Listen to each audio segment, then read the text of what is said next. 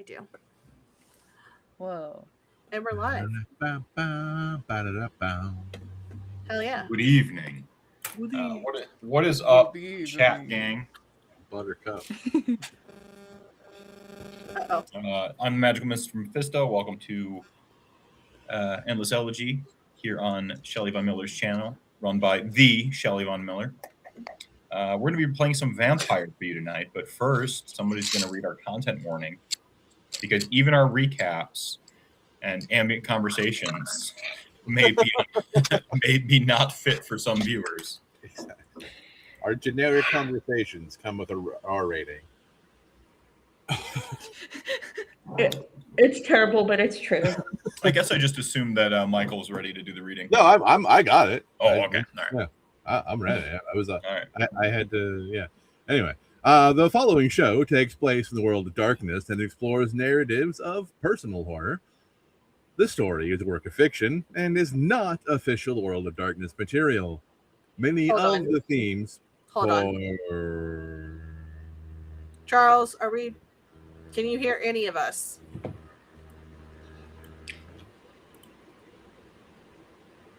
Hello? Hello? Hamma. Chat, put a 1 in chat if you can hear us. Chitty chatty chitty bang. Yeah. Put a 1. I hear you on Twitch, Yes. No, put a 1. the Twitch app. We don't know that you can hear it if you don't put a 1. Yes. Yes. All right. Okay. Okay. Listen to instructions, chat. Okay. All right. Twitch app is normally terrible, and Twitch chat here. I can in the Twitch app I hear everyone. Yeah, Charles Okay. was having issues with his tech, so It's No, his it fault. wasn't you, Shelley. It's it because wasn't I you, threatened Shelley. to. It's because I threatened to reduce everyone to 0 hunger tonight because he Oh. has good air quality. Oh. He's like the only person with good air quality, and I'm like, curse you. And the only way I knew to hurt him was to put you all at 0 hunger. Lower our hunger. That makes Yeah. sense. All right. Perfect. 0 hunger. Themes portrayed, place of empathy, but maybe uncomfortable to some listeners. Episodes may contain coarse language, sexual content, mental and emotional abuse, violence, mental illness, and blood. Viewer discretion is advised. Portions of the materials are the copyrights and trademarks of White Wolf Entertainment AB and are used with permission. All rights reserved. For more information, please visit worldofdarkness.com. Thank you for watching Endless Elegy. We hope you've enjoyed the story thus far and invite you to like, follow, and subscribe on Twitch or your favorite player. By doing this, you'll help support the show and get updates when our next episode goes live, because we never know where we'll be. If you'd like to be a part of our community, you can follow us on Twitter and join our Discord. All links in the show notes. Ooh.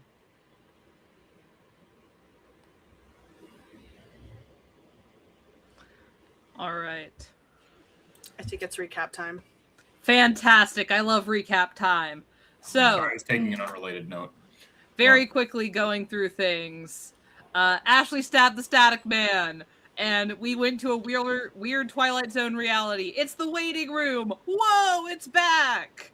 And Rory's Beast shows up to talk to Rory. Rory's Beast is an emo guy. Shout out Gerard Way, who tries to convince Rory to make a deal that would cause Rory to have some shit go down with the Beast and frenzy stuff. And then Lexi calls out to Sasha, and they have a chat, and apparently Zoran took the deal with the Nothing, god damn it, Zoran, and opened a door for the Nothing. Thank you, Zoran, for causing problems. Rory then takes his deal with Gerard Way, and Sasha opens the door. The Static Man is like, hey, I'm gonna show you something, Ashley. So there's a figure in the magazine. The figure is crushed and consumed in all black. It's the Static Man. It's Monsieur Grimm. It's our favorite boy. Boy gender neutral. Jaq immediately grabs the magazine with them. And the Static Man says, thanks. Also, Janet tried to kill me too. So, it's cool. Everything's fine. The magazine gets freaky. It starts normal and gets uncanny. Uh-oh. We go through a door. We're now in a snowy Chicago, but it's not the junkyard where we were. We're in a snow globe. This is Not Our Sky in all capital letters. The stars are all twisting and echoing back. There are no people, but we do hear voices. There are conversations through windows. And I wrote down this line because it was a really good line, Meth. It's something wearing the real world's face. I really loved that line. That was a great line. Great job. And so Rory and Sasha are both like, what the fuck is going on? Sasha decides, fuck this bullshit. There are creepy ass stairs that we have to go down. I'm just going to throw myself off a building instead. As one does. As she's doing that, Jaq expertly and very coolly hides the magazine, and nobody sees that Jaq had the magazine or that they hid it. This will not cause any problems. In my proper notes, I wrote down how many successes you had to hide the magazine, and I believe it was 9. Yes, it was 9. Might have even been 13. It was I one of those rolled metal a numbers. weirdly large amount of successes for that. Oh yes, the rant about the back rooms. There was a rant about the back rooms. I look like I'm recording from the back rooms right now too, which is pretty great. God, how did you get stuck in there? Come back. Yeah. I like liminality as a concept. Everyone is surprised. And I saw someone steal my cake analogy. Like the frosting. Yeah. I saw it on Twitter in real time. I'm like, you motherfuckers. And they said it without lawsuit. Without the panache I have. They said it lamer. Mine's got the self-referential. Well, if they're currently watching Endless Elegy, you gotta shout us out. Look, how dare your sources. It's fine. Just wear your influences on your sleeve. I've literally never heard someone refer to liminal space as frosting, except for me. Come on. So after the backrooms rant and the hiding of the magazine and Sasha jumping off to another building, Sasha falls and the world kind of tries to eat Sasha, but it's okay. And then Ashley also jumps off of the building, and Rory decides to climb down the building like a normal person, and Jaq gets on his back, and the world breaks so that Jaq can also climb now too, because it has no idea how to handle the physics engine of Rory and Jaq on Rory's back. So you're reading all this back to me, and I'm like resisting a face palming here. Because I know I did this. You did do this, yes. Yes, you did all of this. You did do all of that. And I did it sober. Yes. You could call it a Jaq pack. Ooh, I do love Jaq pack. Jaq pack is great. Like a jetpack, but a Jaq pack? Jaq pack. I love that. So we get down to the ground. Ashley sees a bunch of memories of herself from other people's perspectives. It's mostly William's perspective. William is a gross, terrible creep. Come on, that was awesome. It was really cool. I loved it. I mean, it's creepy. And gross. It's creepy in hell, but it's awesome that this would be a great horror movie moment, like you could see the perspective and yeah. So William wanted Ashley as a power object, and William loved power, so therefore William loved that aspect of Ashley and loved Ashley to the most that William can love anything, which is power. I mean, it's definitionally objectification. Yes. It is very cringe and but it's also there's a reason he's a villain. As the kids say, there's a reason why he's dead. He is not an alpha Chad. Someday. No. Someday I'll join the dead side. Omega, definitely. Maybe you could get someone in the party to paint him back to life, huh? He's a beta chud, as the kids say. You couldn't pay me enough money to do it. Thank you so much. Not all money, glitter, and gold. I'm sure I could bribe you. Dead end. Sasha might feel differently, but I, as a player, would not. So the walls, as we discover, are all canvases. Everything is canvases. The world is canvases and also a snow globe. Sasha decides, great, I love a canvas. I know what to do with that, and paints a haunt blue door. Everybody goes through the haunt blue door, because that is objectively a better decision than going down the creepy-ass staircase. Are we all on the same page together? So, like, the reference to the haunt? I think so. Yeah. The Southern. Okay.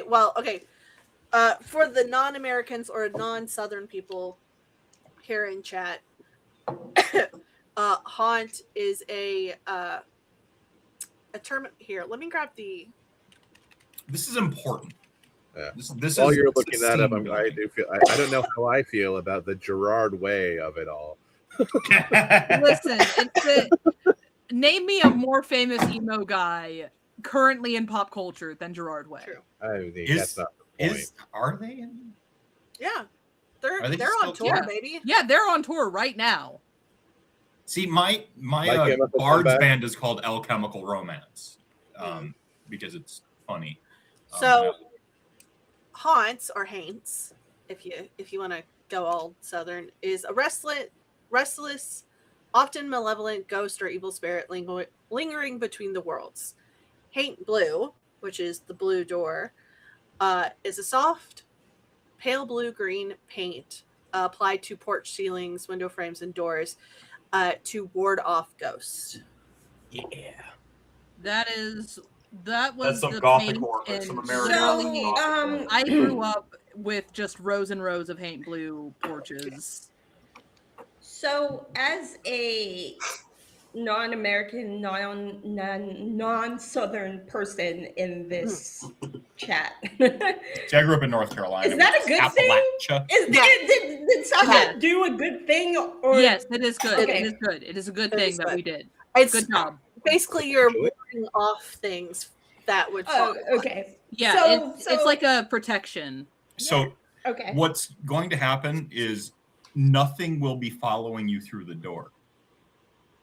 I Is don't like that what I you had use the word decided. nothing. No, exactly. Use a did I use a different capital word. N or a lowercase n, Use- however? It was the He start didn't of say a duh. sentence. He didn't say I didn't duh. use an honorific, okay? Just use Yeah. different Mr. word, Nothing. man. Different word. I'm paranoid. Sasha cast Circle of Protection blue, and we're good. Yeah. So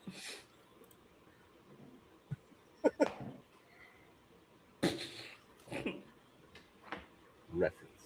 I keep pushing this away from me because I need more space in front of me for my notes and dice.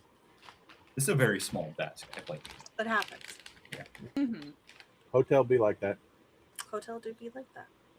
This is how much I love this game, y'all. Even if it's not as consistent as I want, I'm still willing to stream from a hellish hotel.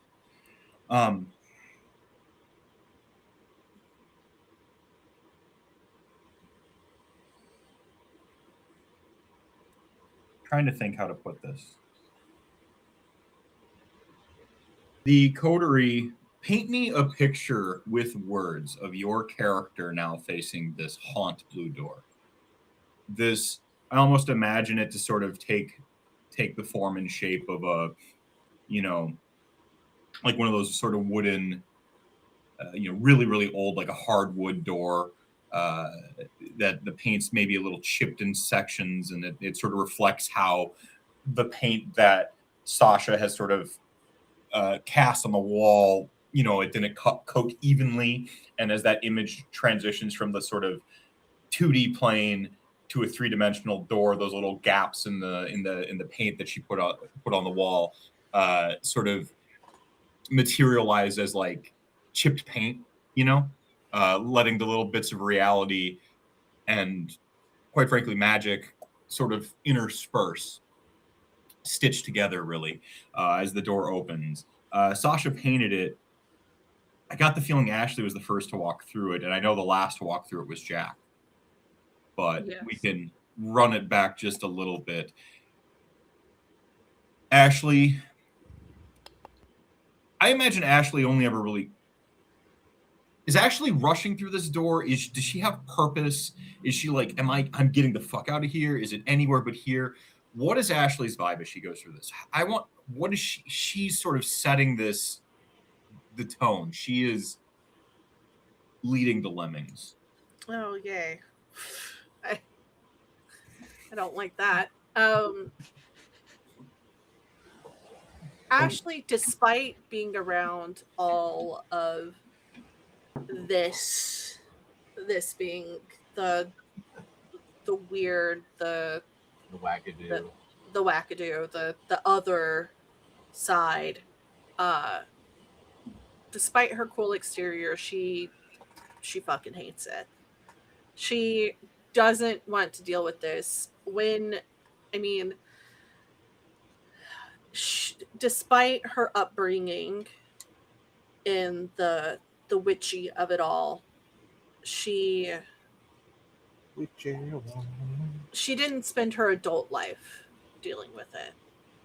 And she hasn't spent outside of kindred society and the occasional like werewolf that wanders into the city, she doesn't deal with the ghosts, the fae, it's only till recently that she's been dealing with that. And she just wants to get back to her life and set everything straight with the coterie, with the council, with the prince, with the city.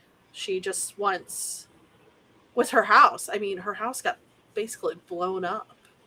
Her childhood home.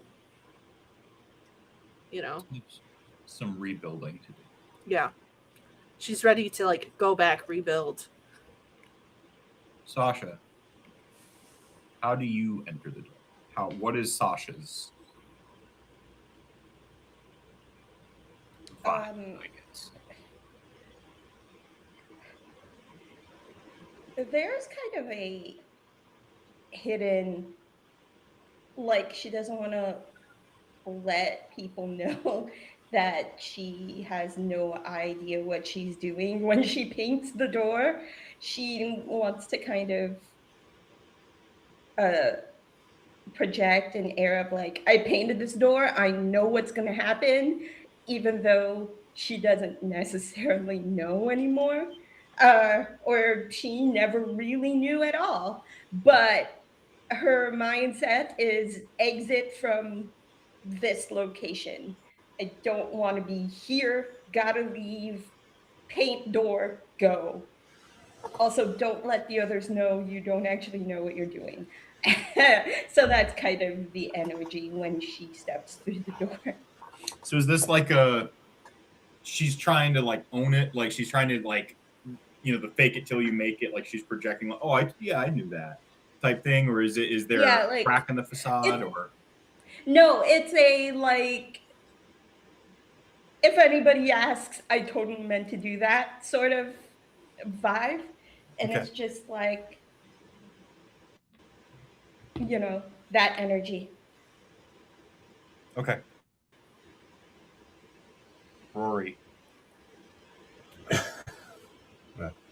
So, looking at the door as the first two go through, if you were to look into Rory's eyes at this point, you'd be able to almost see the equations as he's partitioning pieces of his brain and his thought processes to try to solve all of the problems. Now, Zoran just made a deal with nothing.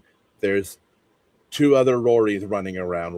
Robert is still running around with First Light. Now I've made this deal I don't know the ramifications of, but I didn't think I had a choice. With everything happening, I need a leg up. It's too much, too fast. With all of that happening, he just steels his shoulders, looks at the color of the door. Huh. I guess she does listen to me rant sometimes. Steps through. Jaq, having tucked this highly coveted collector's edition magazine, this one in 300 million printings of Statty Weekly. Yeah, it was highlights. With those assholes who all did the stupid hidden eye pictures with them. All right, go on. Jaq, don't just point out the hidden object to yourself. Don't circle it. Let other people enjoy it. Jerks. Sorry. Jaq stands there for a second.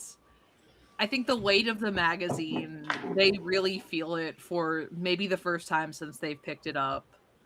and the weight of the secret that's about to be between them and the rest of the coterie, specifically Ashley, because they know Ashley intended to kill the Static Man, and they have saved the Static Man, and they know that she is going to be pissed about it.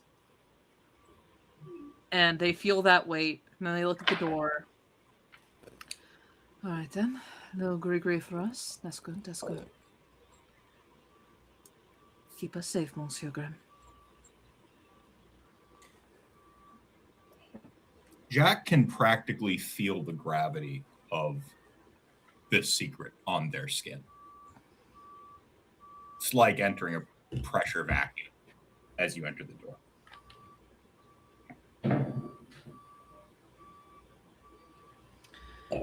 And they go through the door.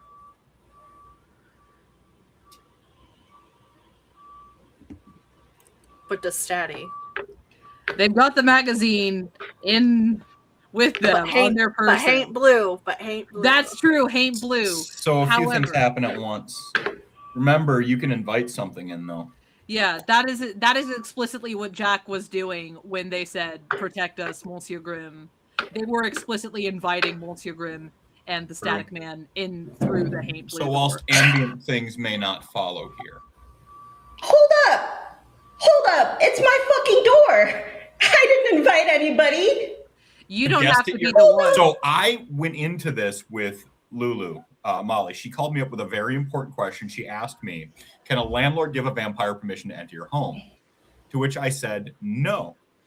Because like the lore for vampires dates back to literal peasants and peons and lords, and a lord could not have the vampire go into that like home, into that like farmer's like you know crop sharer's house. So landlord couldn't give you permission. It like similar. Hang on, this is the ownership of the door is not what matters, is what I'm getting at. It is the energy of the person. So like if a guest at your house can invite the vampire in, right? This happens in Fright Night. Yeah. Still one of the all-time great movies, by the way. Fright Night is the movie you need to watch to get into horror. Have you taken up your assignment yet? Yes. This was for you a long time ago. I did. Not L.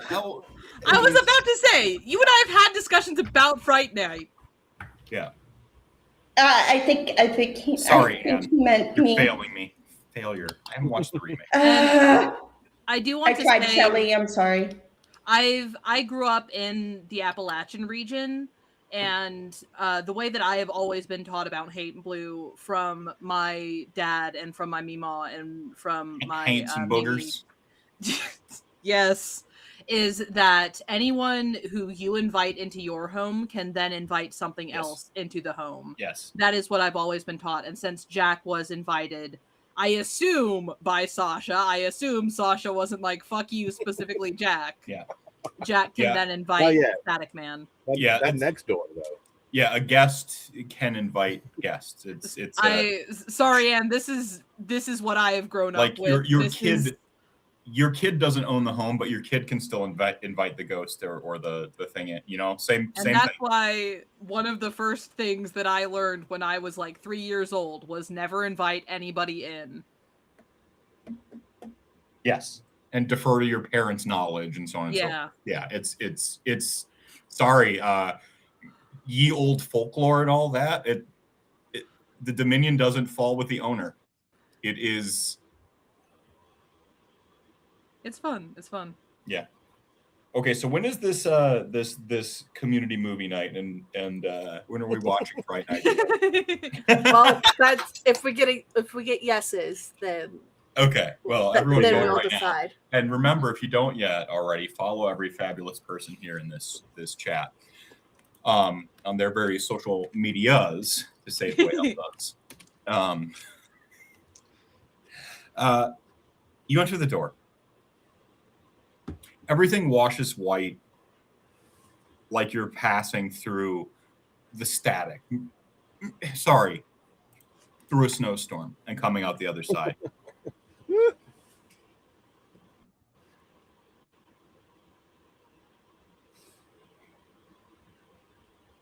As you all pass through, with the exception of Rory, the rest of your beasts I think I had described had seemed distant while you were in the waiting room. The exception of Rory, for obvious reasons. Your beast's voices all sort of come humming back online, like you've finally twisted the knobs properly to pick up the right radio station.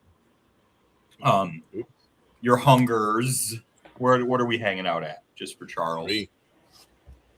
I am at. I think we're all at 3. I'm at 2, baby. I don't know what you're talking about. You're at 3 now. Join the club. Fuck. Well, I guess if you said it, it must be true. No, wait. The ST is thinking. Let the ST cook. Everyone increase your hunger by 1 from there. Okay. Now you're definitely at 3. Now I'm at 3. As time and space, Oh, the time and space you have robbed your beast seems to condense and catch up with you. There is no rouse. There is no resistance. Where you were, you shouldn't have been. Kindred aren't allowed there. And yet you found your way there twice. And as you're heading home, whatever that may be, everyone's beast in their own way whispers a version of what I'm about to say to you in its own way. Rory's being the exception for the moment. We'll get to how his is different in a moment. Nothing you do matters. You are not here to stop what is coming. You're here to bear witness.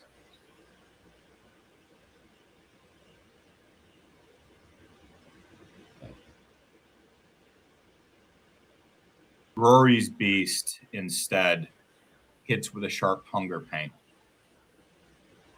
It is at once the feeling of intense mortal starvation. For Kindred, your starvation is a little different.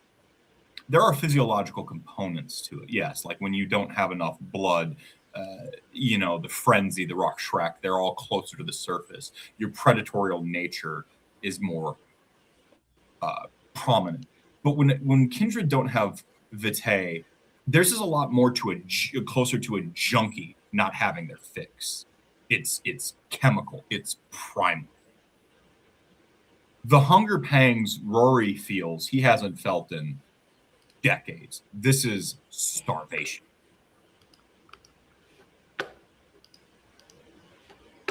This is your stomach trying to eat itself.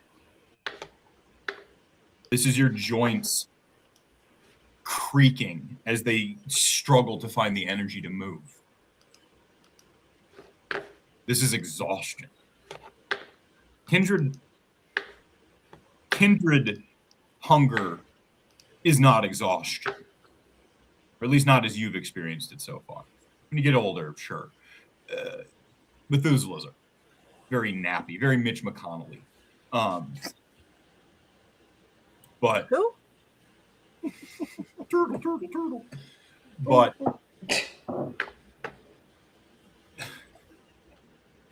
But yours tends to come with like an energy, a vigor, right? Like it's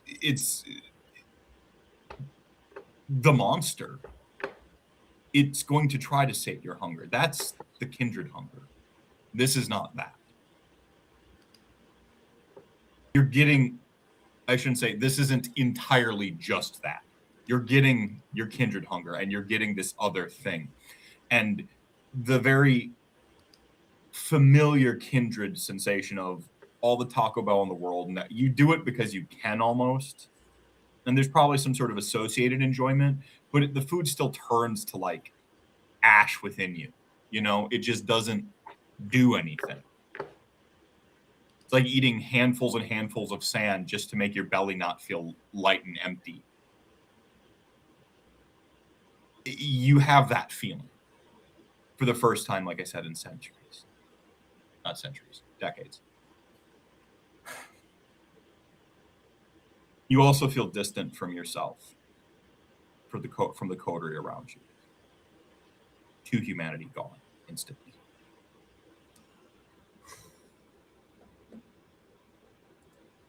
Your emotions are becoming theoreticals. As you were looking at the sort of math of it all, walking through the door, three of me, Robert, First Light, there's a cold sort of realization. It's just numbers. Aren't they all just numbers?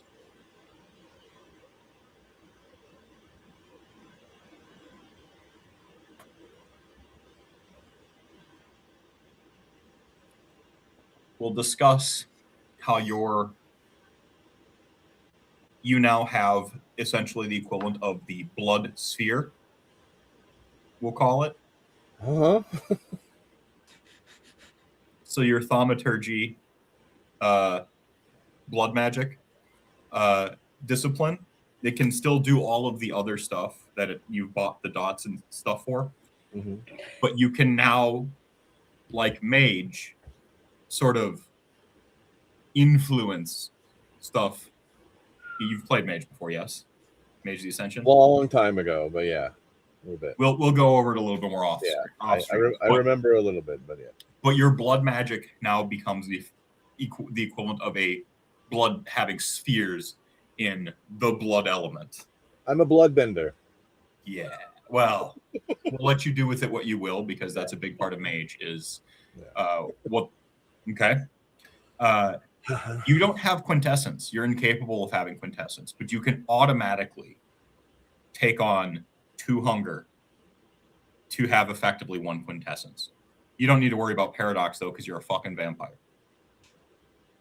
You still have the masquerade to worry about. Do I? That doesn't mean the world around you won't worry about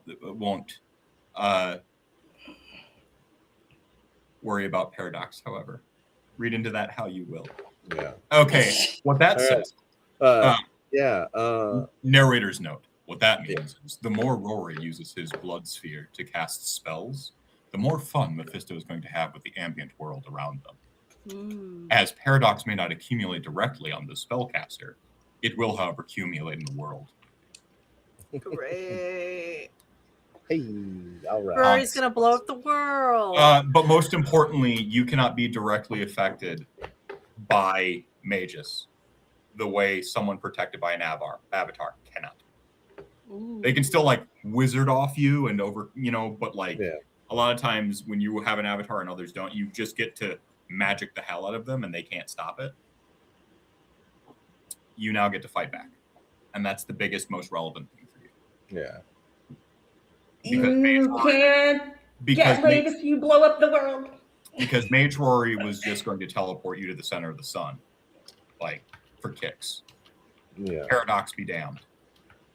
Now he can't. Haha, get fucked.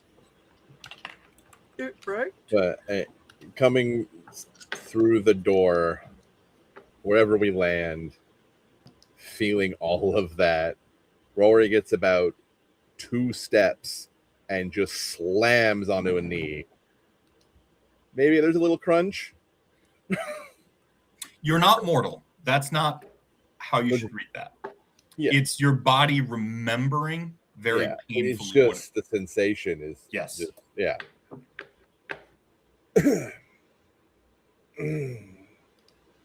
You're still undead. And your beast has become the equivalent of an avatar for a mage. This is going to go interesting places. Raid. Oh boy. Hello, Raiders. Hi, Raiders.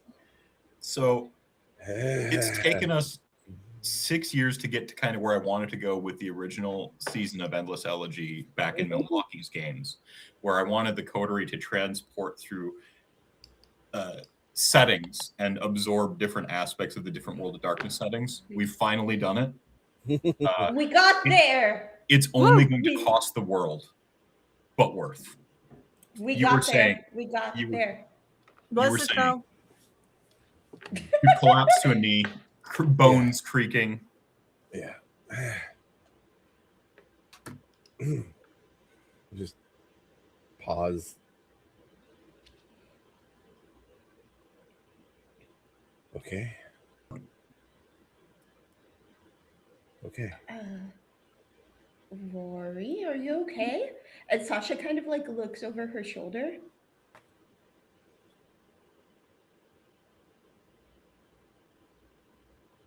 No, there's too much to do. Stand up.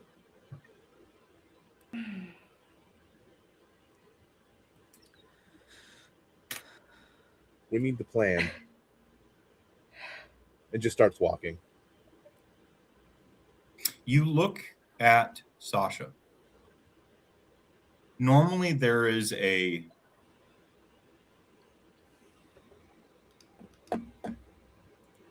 it's the will they won't they, like K-drama,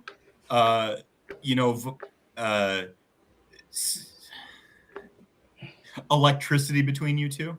Mm-hmm. Rory can feel the distance this time. You are remembering the electricity, but the feeling seems a little more distant right now. And Sasha, because dice are fun, I would like for you to roll a wits awareness. Ooh. Great. I have 400. This is going to turn out great. Okay. Wits awareness, you said? Hold Yes, on. please. Does Auspex help in any of this? Also, how much awareness do I have? Not very aware. Auspex, yes. Add half your Auspex pool to your roll. Auspex specifically, yes. Is that rounded up or rounded down? Always round down. Okay, cool. So that's always round down to a minimum of 1. Okay. Oh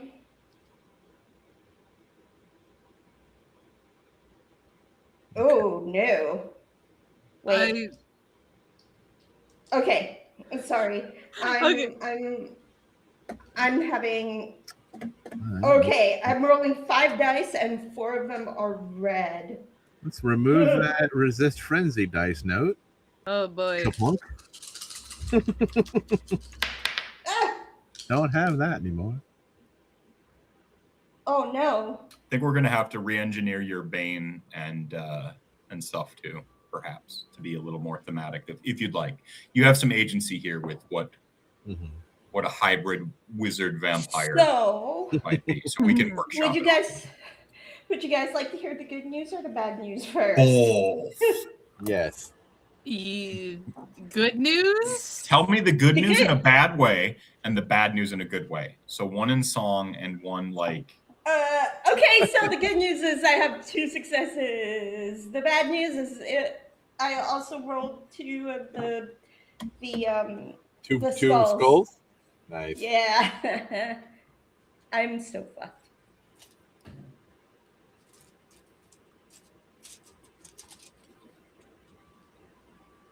Something about the way Rory is reminds you of another memory from your past.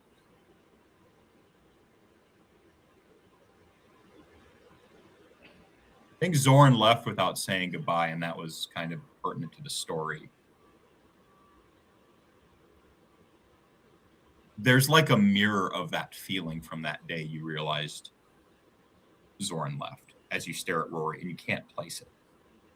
2 sides of the same coin. Like Rory's leaving without saying goodbye, like that emotion, but he's standing in front of you. You can't place it. What is different? What is wrong?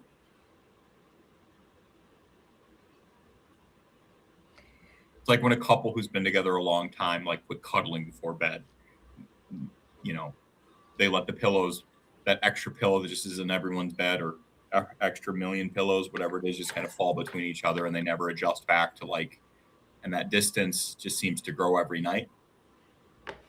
It's a feeling. I've described a situation, but there's a feeling that comes with that. That's the feeling you get. Maybe it's just in your head, though. Maybe you're just crazy. No, he's Rory. Nothing could change Rory. He's been like the most constant thing in your unlife.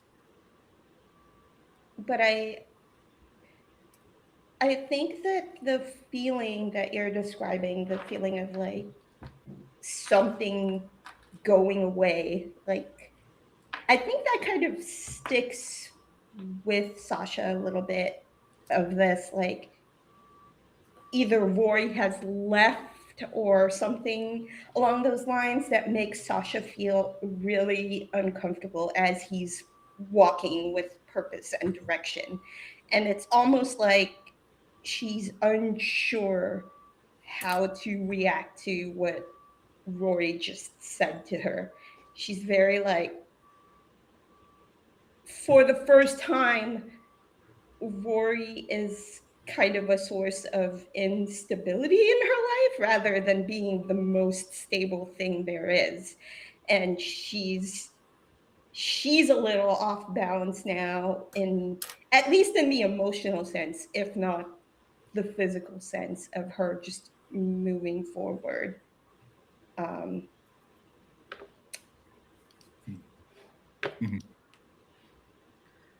And well, let me see if I think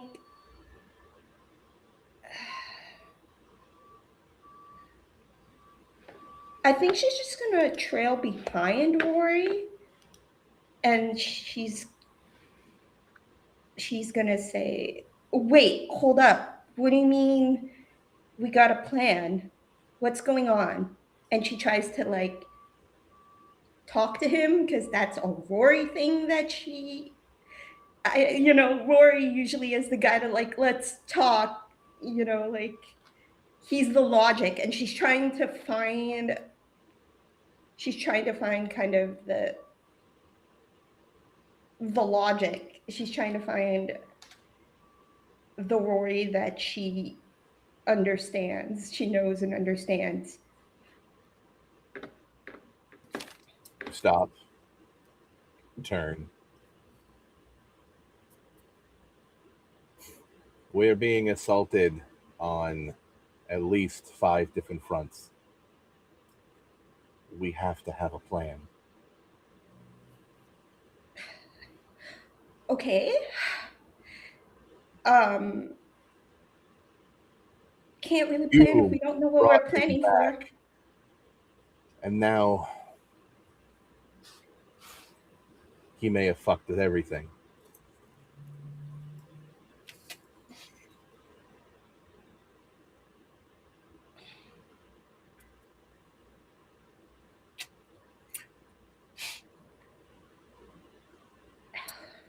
You may have nailed the coffin closed, and he just starts walking away again.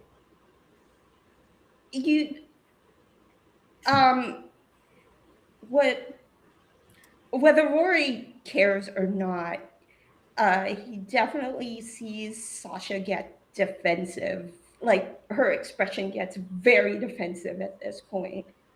And then she just kind of yells out, kind of like very reactionary, and she, in a very reactionary way, says, "Don't act like you're innocent. You fuck around with dangerous shit too. We just don't talk about that." And she just yells it at the top of her lungs. Oh, yeah. And Ashley and Jaq would have heard that too.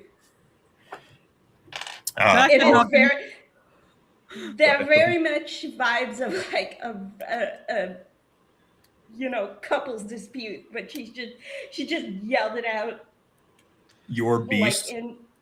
Go ahead. in anger. And like, that defensive reaction, like, Yep. Your beast on like immediately responding says to you in a way that you can almost feel your blood stir. We're the dangerous shit now, cuz we are the dangerous shit. Not even turning, barely over the shoulder, almost not acknowledging you. I don't play games with things I have no understanding of. I warned you more than once.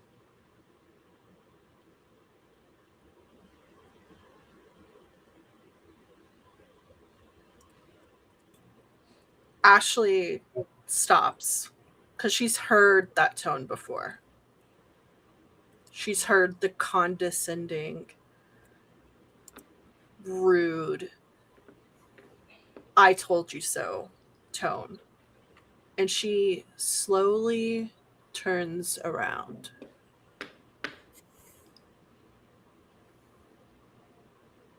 You ever speak to Sasha like that again,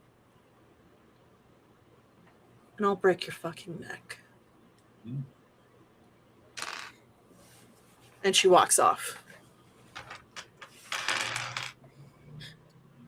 Jaq standing there. Jax like looks over at Ashley, kind of hurries to catch up with Ashley, and like leans over. Is this gonna be a problem, or is this normal? I feel like this ain't normal. It's not normal. None of this is normal. Okay. So, Jaq has been friends with Monsieur Grimm for a while. Yeah. And they understand how Monsieur Grimm, I'll call it logic, visuals work. Mhm. Monsieur Grimm you can never look directly at. He only exists sort of in between blinks, or is always kind of permanently in your periphery, right? You sometimes catch his reflection in things and so on and so forth. Monsieur Grimm's hat blows across the street in front of you, and you'll note that there is no snow here right now, by the way. You were in this like a storm of the century blizzard before. I haven't gotten to the full description of the Chicago you've walked into yet because the drama was just too good. And I think that when you're caught in the moment and talking with each other, you can kind of, overlook the let's call it traffic around you. This happens to me. An entire mall can feel like a ghost town if you're in a heated enough conversation with somebody. You forget the bystanders are there, you'll yell stuff, right? And we kind of have a little bit of that going on right now. And we see Monsieur Grimm's hat like kind of blow across in front of Jaq like a tumbleweed. And then that impossibly long, disproportionate arm, the pallid, sort of almost gray-white skin, the extra knots in the joints of the fingers, right, reaches down and plucks the brim of the cap from the ground and puts it on. And Jaq can see, for an instant, Mr. Grimm sort of clear, off to the side, albeit, but still clearly there. Before they, I don't want to say reflexively blink. Kindred have to remind themselves to blink, type thing. It's one of the things that can make particularly old vampires really unsettling around you. It's how Wednesday Addams for the casting nailed their audition because the actress didn't blink the entire audition. It's very unnerving when you're around people who don't blink. I think Jaq probably like looks over to Ashley. Blink, but yeah, you look, yeah, just and to like see if Ashley sees it too. And this is where Ashley clearly does not see it, and Monsieur Grimm, I'm still going to call him the Static Man because it's part of your charm. Says, You don't have to share me anymore, so I can be closer. And his hand is on your shoulder. He at once is sort of like shoulder to shoulder with you, but also his shadow is cast up and over you. The impossible dimensions of the static man seem even more physical. How he sort of exists like in a drawing state, his impossible statures. It's like having, continuity errors in how the character is drawn is usually how the static man's portions sort of play out. Instead of switching between them or being like optical illusions, it is both at the same time now. Interesting. And there is a weight of the static man for the first time around you. Like you can hear his boots press into the dirt. The way humans actually have more than 5 senses. We have like our equilibrium. We have all these things. He has a very physical sense to him. Like when a person's standing next to you, it's not just the like scaring yourself that someone might be. You can feel him there. You can feel his breathing. Jeff, Every now and then, he's more than just in the corner of your eye and blinks. He's sitting on a chair as you walk past. He's looking at like a bird's nest up in a tree. He's in the world now. For Jaq, anyway. He tried this before. She didn't live. So as we get this uncanny valley, sort of unsettling in the eeriness of it, taking an innocent moment, but warping it with the sort of almost monochrome lighting coming from unnatural angles, with this figure that shouldn't be looking at this bird's nest as though they've never seen one before in a tree, and admiring the intricate spirals of sticks and debris. A wry smile under his face as game recognizing game, his love of spirals and scribbled out eyes and stuff like that, and looking at this bird nest as if you were to draw it in only pencil and flatten it on a piece of paper, it would be like you, me, same, right? And he's staring at it, and there's this almost like innocent quaintness to it, apart from the fact that he is a impossible, otherworldly intelligence who doesn't exist in the same axioms of morality or even understanding of the human condition, let alone a kindred's. And he stares at this bird's nest. Almost childlike expression on the face you can't see, cast by impossible shadows with the scribbling eyes. Thank you. I've never made it this far.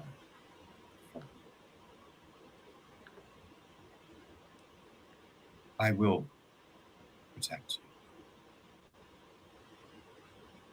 Jaq nods in acknowledgement. They're not sure if they can speak out loud. And they kind of look back to Rory, look at Ashley. I can try to talk to him a little bit, and you keep Sasha safe?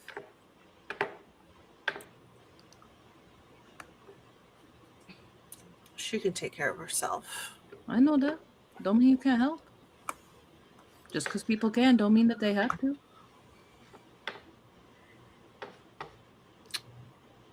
Can I sense Statty at all? Specifically, no. He's more powerful than before. Okay. If he doesn't want you to know he's there, you won't. Fair enough. Not without like actively doing stuff. I don't think it's off right now. Yeah, I don't. I mean, I have CNC, but it's not active right now. It wouldn't see him. Yeah. In certain contexts, you might like see evidence of him. Painting, like, if you're around like a drawing or like a television screen, like there might be certain ways Sense the Unseen could pick up on him in this form, but keep in mind, Static Man has been sort of scattered across your reality in various like avatars. I'm not just talking about how each of you had like a version of him in your head. He existed in portraits and paintings. Like he didn't have a concentrated form yet. He was a boogeyman, right? He was an urban legend made manifest. He didn't have a true focal point. He was trying to get a couple. Now he does. In a weird sort of way, when you shattered him, when you allowed somebody to like sweep up all the pieces together in a more, congealed form than previous. Yeah. Well, noted. Are we home? Why'd you ask? The version of Chicago you were in before, it was a Chicago that was sort of, wearing this mask of what were my words? Can't even remember. I can't even plagiarize myself very well. It is something wearing the real world's face. Yeah. So you got that sense before, something wearing the real world's face. This is different. This is the real world. But it's not. Not the right one? It's not that it's not the right one, even. You've experienced that a little bit, the dream sensation of waking up in a dream in a world like yours that isn't.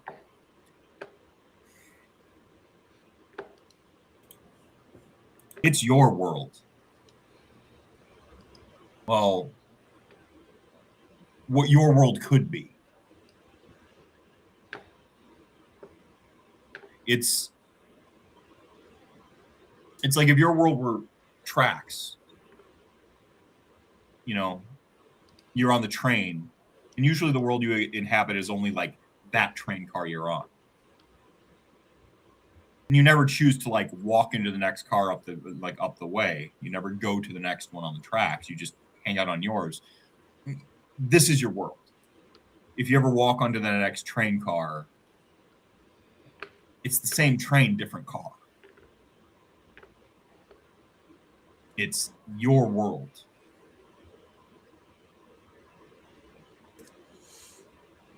We're home. The first thing, yeah, you're home. But something's different. There is a sort of almost cartoonish fog around. Cartoonish in the color of it. It's a very white fog. A very Silent Hill fog. It's equal parts smoke and fog. It's not as oppressive. It's clinging to every wall and every low surface, like water on your body when you just get out the shower. It just kind of collects and just stays, and it's just hanging and clinging on all the contours of the world around you. You can see down the road. You can see, around you. It's not that thick. It's just that present. Does that make sense? And it's very white. The air is very still for Chicago in particular, the Windy City as it's known, right? And you're undead, so, hot, cold don't affect your bodies in quite the same way, nervous system and all that. But none of the telltale signs of the winter you left behind are there. It almost seems like a kind of eternal autumn right now. Some people are going back through their notes about which house the Static Man is from. How dare you, first of all. Second of all, yes, you are completely correct. And I'm going to pull out my phone and check the date. third of all, he's also from the fall autumn court. Sorry, dead batteries. No, sucker. Not that easy. You're going to take in my scene, damn it. I can do both. Okay, and Ashley, you're the most familiar with the landscape of Chicago. Like, this is your city. You know this place. So did Roy. And So does Rory, yeah. she's known it longer, okay? I mean, yeah, she's older. It's true. Yeah. Let's So this is where the difference between how well I know Milwaukee and how well I know Chicago shows. I think part of the reason, or part of the areas where I feel like I'm not doing as well with this campaign. But right where sort of Elysium should be, one of the Chicago, I think we settled on like a skyscraper before, is a literal silver fucking tower.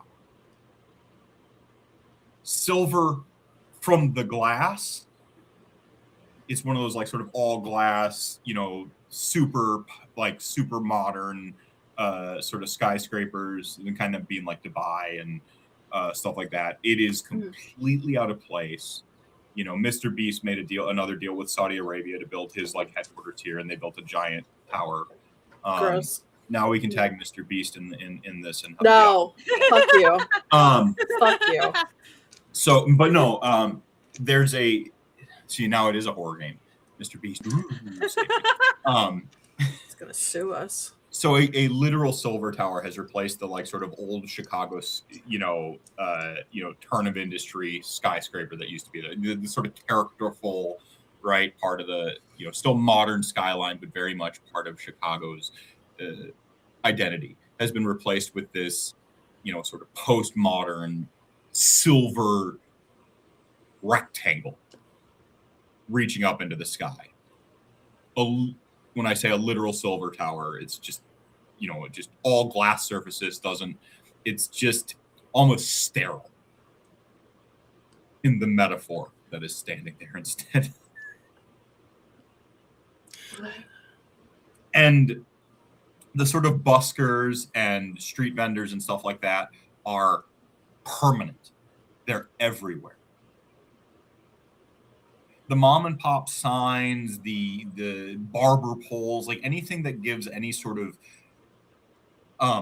hint of like identity has been scrubbed away and replaced with these almost clean corporate like aesthetic signs, like the Apple aesthetic.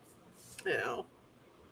And to break up the monotony of plain text and minimalism and stuff like that, you get the faux neon signs made from LED, right? Those like faux, the soulless fake neon everything as far as the eye can see. And when the faux neon LED signs and the corporate Apple minimalist design signs start to like beat you with repetition, then you begin to see just these little pock marks, little freckles of hyper over designed, like tapestries, AI art style, where it's just way too many design like completely over designed murals and stuff like that on walls. Now I want to burn the world. Thanks. Nothing is new here. Everything is a regurgitation of something before. It's all soulless. You are standing in a theme park of Chicago. I don't mean a literal theme park. You're not like at Disneyland and their Chicago area. It's like the idealized version of Chicago. It is taking Chicago and turning it into this like platonic theme park Chicago. Corporatized, idealized, soulless, completely what a board of directors would design Chicago to look like to like maximize profits of the tourist dollar. The street vendors are carnies. You got I always call them the dirty water dog stands, right? They are performing dirty water dog stand like patron and merchant. They have costumes, not clothes. It's the sort of like Temu fashion costuming of hot dog vendor.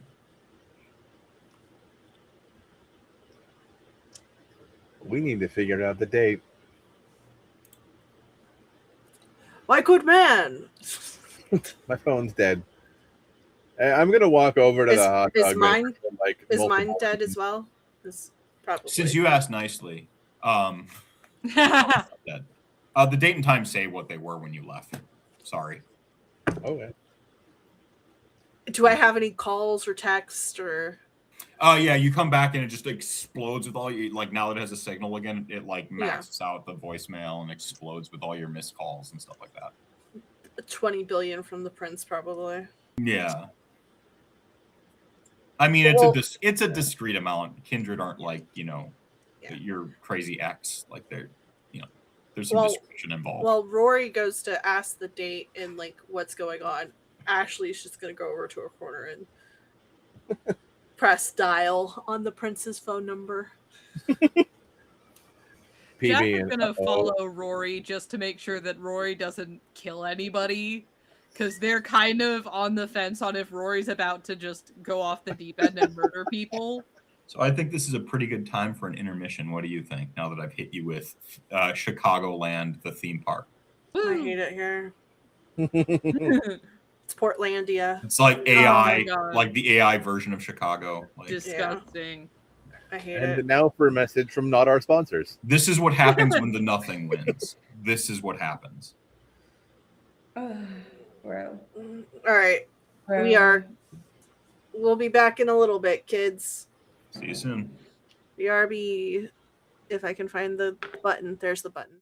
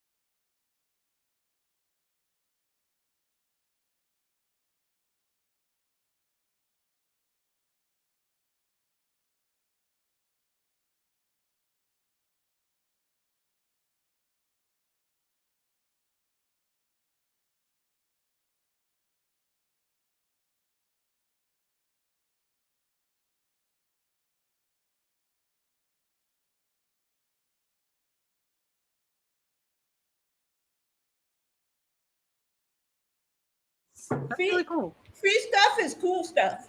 Free stuff is cool stuff. That's true. Hey, chat. Free stuff is chat. cool stuff. Hey, chat. Speaking of cool stuff, we're all cool people here. Like and subscribe. Allegedly. Yeah. You could see 3 of us in a few weeks at Gen Con. I will maybe be in a goat mask. We'll see where the day takes me. Stupid Molly's great grandfather Concerns? turning 100 years old that weekend. Also, my dad says to give you all of his love, F. Papa L, And I miss him. He will give you two his will love in fight. person. We will okay. fight over that. Yes. No, All his right. love belongs to me. No. Oh my God. Anyways, we're back. So, welcome back. The coterie has just stepped through the Haunt Blue door to find themselves in Chicagoland AI-generated theme park version. Just disgusting. I love it. It is the Silver Tower at its center, replacing, a characterful, old school architecture style. And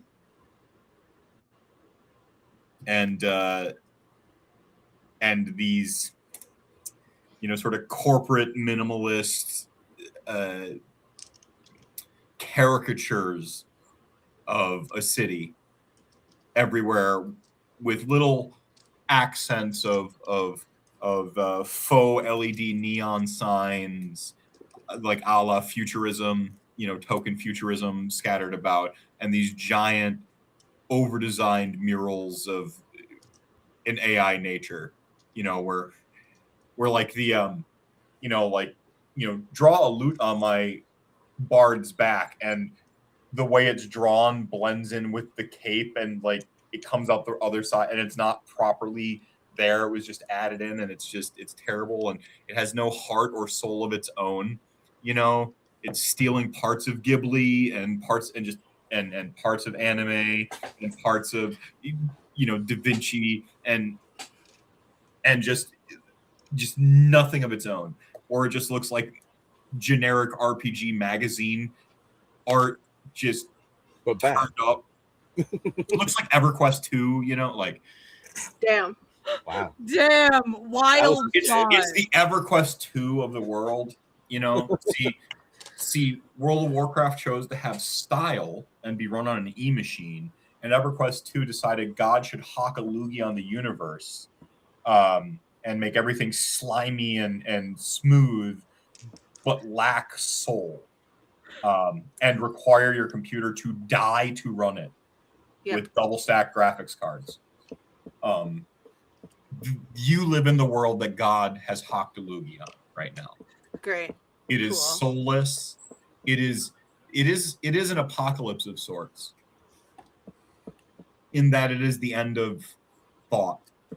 It is the end of individuality, community, individuality. It is the end of creativity. Everything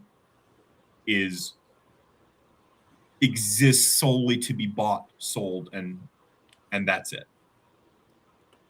sold and consumed. There is. It's the Matrix. No, the Matrix was different. It tried to replicate reality, remember, and had hardship and all that stuff. And this has hardship.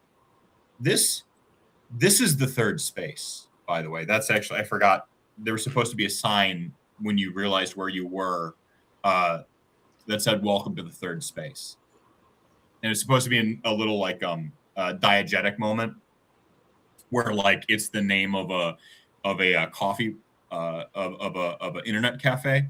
It says "Welcome to the third space," but we're showing it through the fourth wall to the audience, right? And you are not allowed to simply exist at the internet cafe. You must consume while there. Sidewalks exist only to travel to another place to spend money and consume or work. They do not exist for congregation. They do not exist to stop and say hello to a friend. You only go someplace else from here. There is an irony saying "Welcome to the third space," in that there is no longer a third space. That's the ultimate horror. That our reality is staring down right now. Our third space is evaporating. It's actually terrifying if you think about it. What's There's the no place you menu will there's zoom? literally no place you can exist as yourself anymore without the burden of consuming and feeding the capitalist engine. You can't exist on your own. You simply can't exist. There's a couple parks, but those have spikes on the benches, so they're not comfortable to sit on, just because, heaven forbid, the homeless people that we created by stealing money from everybody, we can't let them lay there, so we might as well put spikes on them so they're not even comfortable to fucking sit on either. There is no third space. You exist only in your home that you must barely survive paying for, or at work, and nothing in between. If you go anywhere else, it is to spend half your fucking paycheck being there. Welcome to hell, everybody. You're living it. Yay. What about that hot dog vendor? Yeah. So this is where I just wanted to order a pizza. This is where the bleed happens, y'all. It's not the individual characters that bleed. It is the reality itself is bleeding. That's the meta nature of the story I've been telling. We were the creativity we needed all along. Whoa. This is where the theme park of it all starts to kick in. The sort of like dark carnival, right? One of my absolute favorite tropes in all of any story ever. We put the dark carnival filter on. You are in a circus right now. Except the music is AI slop. You can hear it kind of like, coming from like the third space door as it opens up, and you hear the, you hear the sort of like, again, it's very overproduced, very count to four with a trap beat, like, and generic alto and or soprano, or not, no, alto or tenor vocals. It's just, in a word, soulless. Now you're Kindred, you have no heartbeat to feel the absence that a human does when they consume this stuff.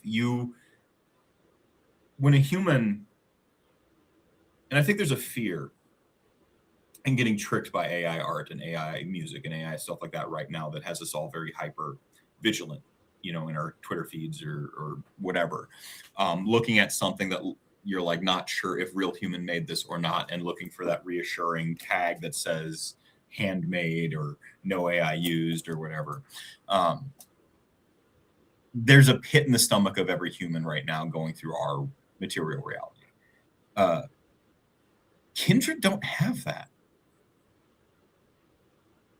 I think in a way it's what allows Toreador to be so fucking superficial. They never have that moment in their bones or gut or chest that goes, is this fake?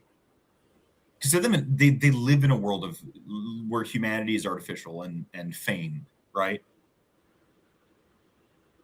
Even the highest humanity amongst all Toreador.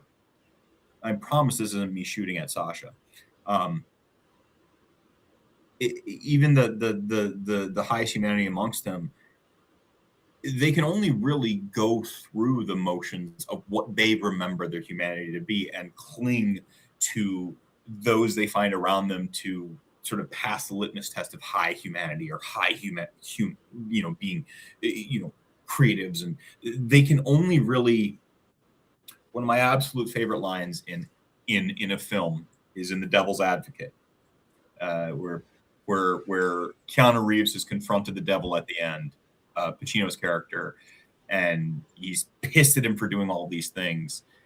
And the devil snaps back and he goes, I didn't do those things. He's, you did this and you did that. You did all these things. I was just warming my hands by your fire. That's Toreador. they can never do any of these great artistic things in a tragic sense.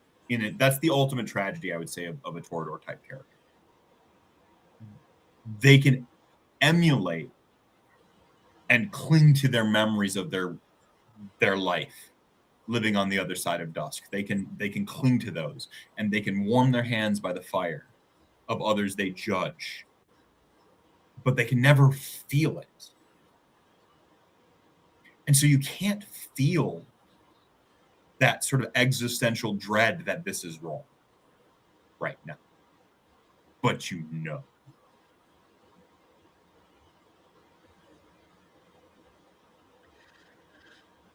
All right. From That hot dog vendor naturally, aggressively offers you hot dogs. And without realizing that to some kindred, they are the hot dog. I'm inadvertently eyeing his neck a little bit with one eye. Yeah. What's the date? My phone died.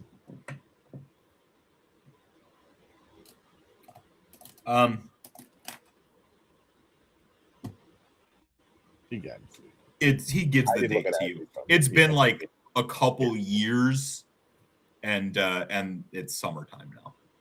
Or sorry, fall. It's been like a couple. It's like fall a couple years later from when you left. Okay. What do you mean a few years? Oh, well. Okay.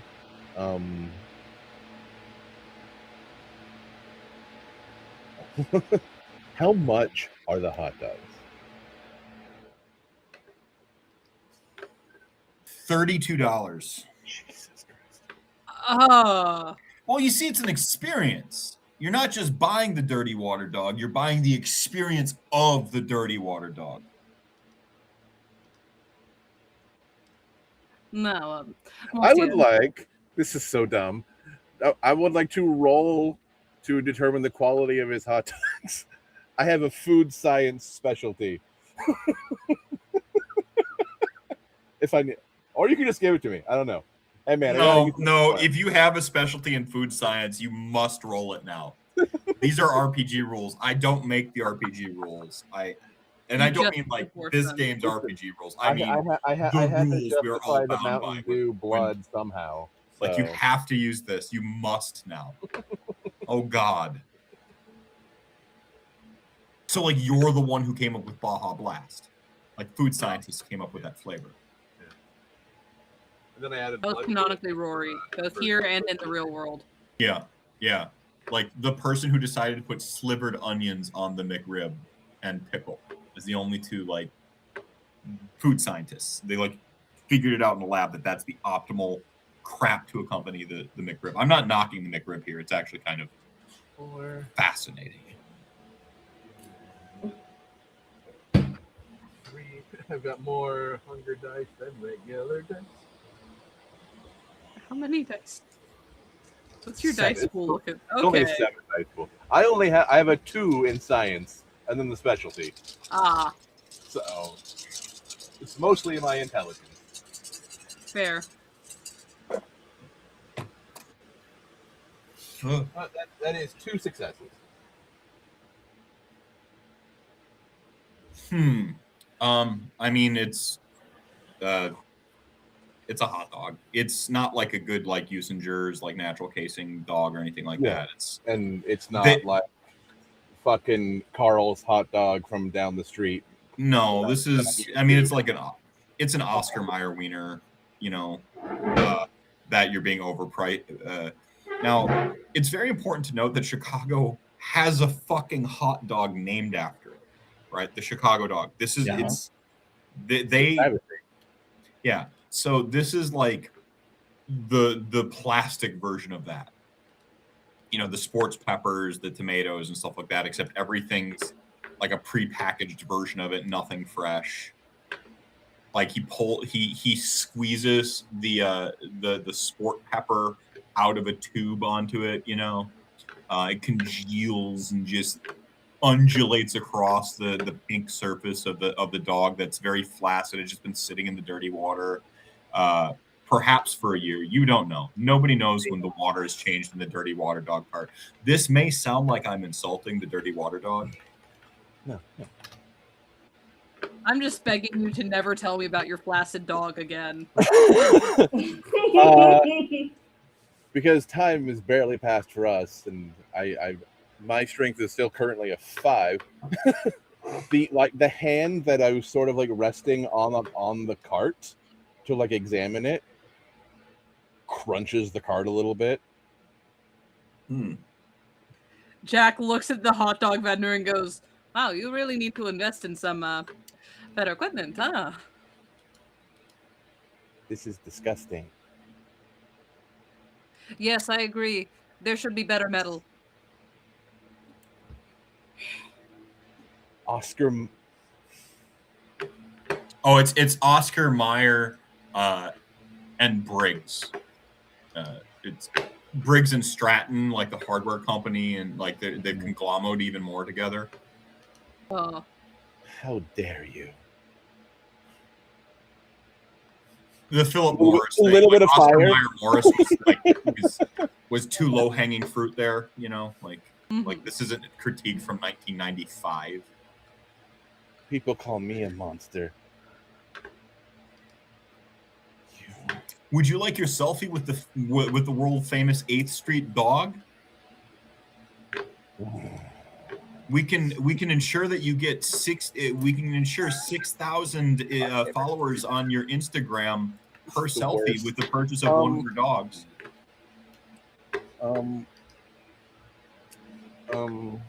I won't even charge you. I won't even charge you for our rewards program to buy our hot dog. All right, this is where we learn if I change my feeding style. There's a calm autumn breeze now, picking up a little bit. Oh shit! All right, I'm gonna eat him. Jaq, can Rory's Jaq one try to emo bang intervene? like flips in the wind as he. Why don't you The paint hot a dog word- cart goes flying. Yeah, why don't you paint a word picture for me and do it Yeah, taking just enough time for me to order a pizza. yeah. Listen, this is a crime against nature and Chicago. On top of I have 4 hunger. So Does anyone try to stop Yeah, what's Jaq- about Jaq- to happen? Jaq is trying to intervene. I Sasha. did ask if I could intervene. I've been trying to get him away from this hot dog vendor. Can I I try feel to like- stop him? I feel like Sasha. I don't know if Sasha would intervene. Actually, That's fine. Wait, Jaq is intervening. is he? Is Hang on, okay. hang on. Wait, this is like a super public I mean, place, a few things right? are about to happen at once. Yeah, this is a very public place. And Jaq and Rory have been united by not eating humans. So Jaq is like, what the fuck? Yeah. We were buddies. at least not non-consenting. Yeah. By not eating non-consenting humans. Okay, let's yeah. see what happens. Jaq's trying to like yank Rory away. Like kind of interpose themselves with the hot dog vendor and just get Rory physically away from the hot dog vendor. Okay, so I think the hot dog cart goes flying down the street. Jack steps in front. Hey. Jaq? Hey. Hi. I'm very hungry. I And I'm understand. very that. mad. I understand that too. Maybe we go and we look for somebody else who's a little bit more into the masochism thing. Ponston. Just a little bit, un petit ponston. Normally, I have people I can call for this, but my phone's dead. So, There are a lot of freaks in the world, Rory. Somebody's gonna be into it. but he's right there. He's right there, but he don't want it. His only crime is being a cog in the machine. You know that he ain't the reason this is the way it is. He's just a part of it. He's surviving. Listen, I'm mad. I'm mad from an archaeological perspective. They've taken away everything that is unique about Chicago. They've taken away all of the history, all the culture. They've taken away the humanity from this place. But that don't mean that we gotta take away the humans that are left. Okay, take a step back. You okay? Just one. You know it ain't gonna be just one. You know that ain't gonna be true. Mon ami. Mon ami, you know it ain't gonna be just one.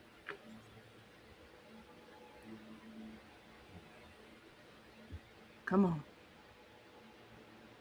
I don't think you understand how hungry I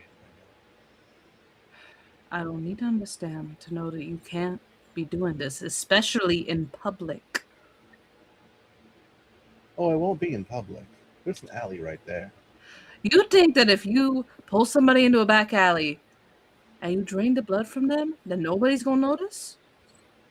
Look at these people. They don't even aware themselves. I mean, Sheep. I could do it right here, and no one would take a second look. You really want to count on that? in fact, people might pose for their Instagram and like just.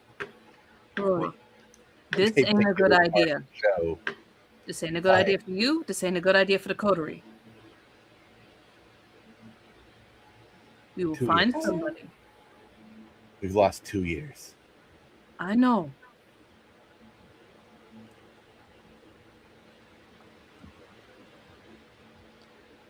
Listen, how do you think I'm feeling right now?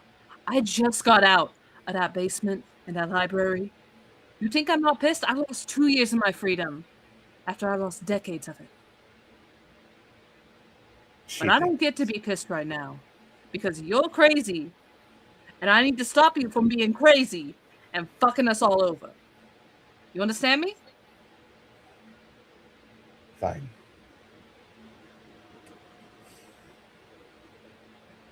Can't believe she did this to us.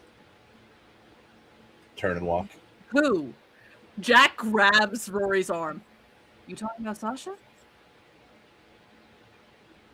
You think she intended this? You think she wanted this? I think How she far didn't gone think are anything you? Through. And you did? Making that deal with your beast? Unfortunately, I did. And which is better? Crime committed by malice? By ill intent? Or by ignorance? I haven't committed the crime. You almost ate a man. The way you talk to Sasha, that is a crime. If you would like to eat me, I'd be willing to do Shut so the for the fuck up! small fee of $42.33. Shut the fuck up! You Look, tuck your tail between your legs and you move on. You understand me? The cart's wheels don't work. I haven't paid to service them. I let my DRM expire. Then fucking lift it.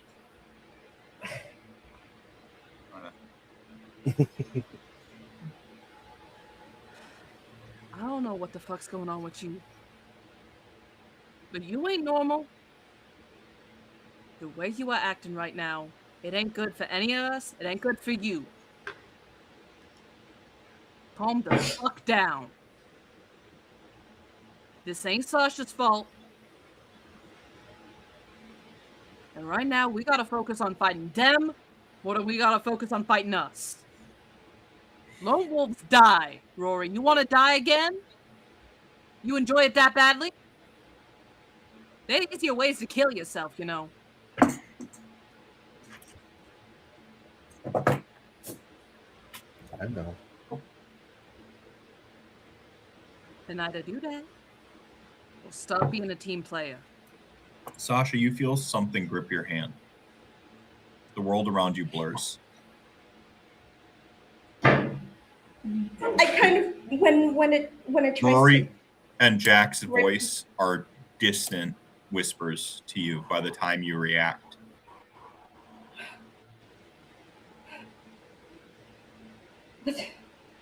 Ashley, who was in the scene but not active, you can roll a wits awareness. Oh, great. With all my hunger. You're so hungry. Everyone I'm is so so hungry. I can't wait. BCO failure. BCO failure. Bestial failure. I rolled a bestial failure. I'm telling you, I was, part of me was hoping for a bestial failure on that. Is this hot dog acceptable check? I was kind of.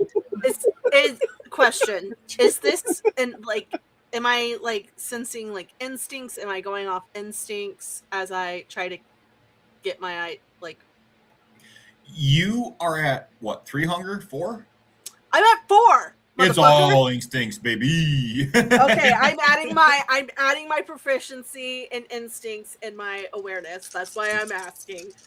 Oh my god. That's It actually fun in literally a gamey way. Like considering Check how for I special look at hunger, you know, and how the beast beings take over more and more, instincts becomes more and more relevant as a specialty. Oh no. Did you get all skulls? No. Yes. Yes. No. Yes. It's 4, 5, 6, 7. Messy critical. That's like Proper. 14 successes or something? Proper messy critical. 7 messy One of proper messy critical, meaning one of my blood die has the fangs and the other has the 2 stars.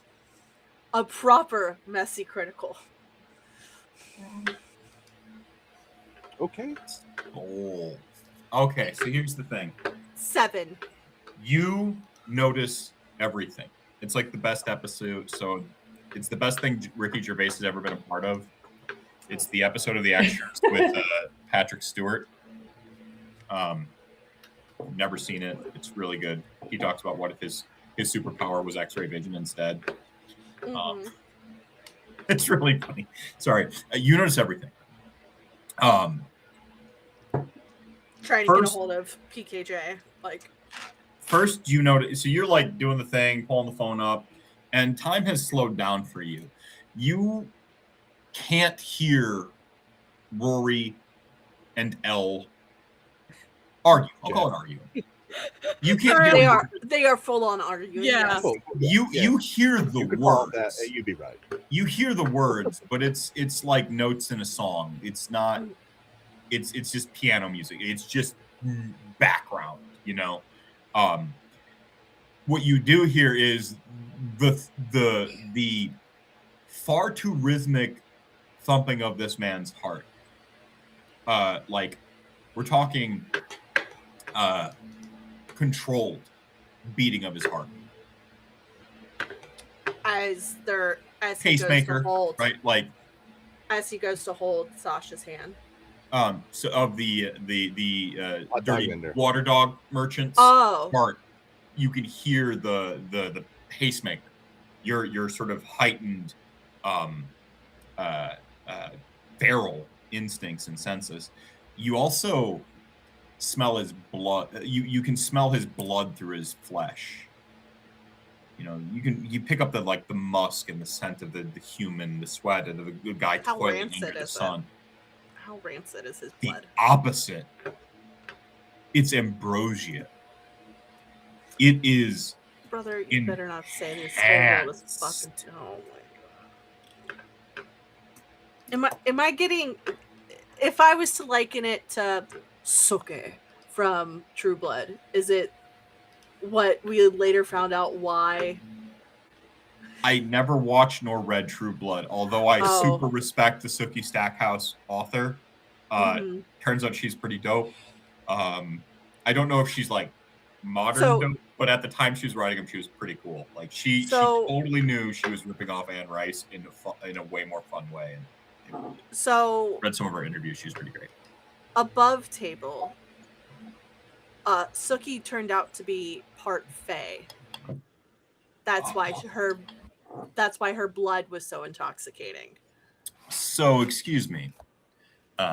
This is above table, but So above also, table, if you're tuning in for to figure out how I'm such an awesome GM, one of the ways I'm a really awesome GM is that sometimes my players have better ideas than I have, and I pretend it was my idea the whole time. motherfucker, But I had a different idea, but I her figured idea they was all- way cooler than mine. I Like figured way it's been 2 cooler. years. People have been like fey tricked or like so much of a Also- cooler changes have idea. happened. Or It's yeah. like So- autumn around right now, So, and yeah. maintaining my mystique as a great GM that I undeniably am. I wouldn't have pointed out that I would made it seem like that was my cool idea the whole time. It was not. Okay. I'm stealing my player's idea because her idea is way better than mine. That happens. So this ends this chapter of how to become a better GM. Steal Steal shit. from your players and just pretend that just don't let them know you stole from them. Anyways, 7 messy definitely. crit. Yeah, totally the Fey Blood thing. Yeah, it's the Peacemaker heart is actually It's- pumping Fey blood. Does like, it smell? Does it smell similar to like things? Not static man if Associated- we're going that direction, but Yeah. similar to some of the Fey, because you encounter like the Fey enriched stuff earlier on. Yeah. It's in my notes, but I don't know if you found out that Give the me a real sec. estate man was dealing with it. Yeah. Yeah, I think that's how you we found out. went through that. Yeah, okay. Yeah, this is that taken to the like it's in production now. It's like This my is like God. Repo Man Yeah, this is like meets Repo Fey Man Blood. meets True Blood. Yes. That's really True cool. Blood, but Fey. Yes. Oh See, my the Repo fucking Man God. component I had going I- on, but you yeah. added in the True Blood, and that's what I'm told. Yeah, Oh Repo my Man meets True Blood. This is God. collaborative storytelling, man. This is so awesome. I fucking That's hate so it here. fucking cooler than the idea. Like, just I would've- Repo Man was kind of cool, but this Yeah, is so I much was gonna cooler. ask if it was very Repo Man esque. But yeah, like, um, this is Repo Man True Blood. This is what's Yeah. going on here. And this guy's like an indentured wage slave to pay for his Repo Man heart with Fey blood. By the way, it smells utterly intoxicating. This is an crack cocaine, like this is an addictive substance that you're getting addicted to just smelling it with your heightened instincts. Oh, by the way, and you Yep. totally notice Soren grab Sasha's wrist and celerity her the fuck away. Oh, But messy, critical, and all that, and for hunger, it's the crack cocaine fairy blood Repo Man's. The Zydrate comes in a little glass vial. yeah, A little glass vial. A a little little glass vial. glass vial. Yeah. And the gun, little glass vial goes into the gun. The gun goes against your anatomy. Okay, the guy who made Repo Man, he's actually a horrible creep, by the way. No, He's a- he's the Yeah. worst. Yeah, but Repo absolute Man's so worst. good. It's so good. it's true. Sorry. Nonetheless, Anyways, Ashley's like fangs along, like they feel like they elongate as she. Oh, just I think they stares. do at For Hunger. Yeah. Yeah. While you're trying to stop me just- from eating him, Ashley eats him. You've lost. Jaq probably needs to roll some dice because, Jaq, this is happening. It's just, in what way is this happening? And what what can do you you want me to stop? roll? But I have a question. Before Yes. Ashley goes to devour a man, does PKJ answer the fucking phone?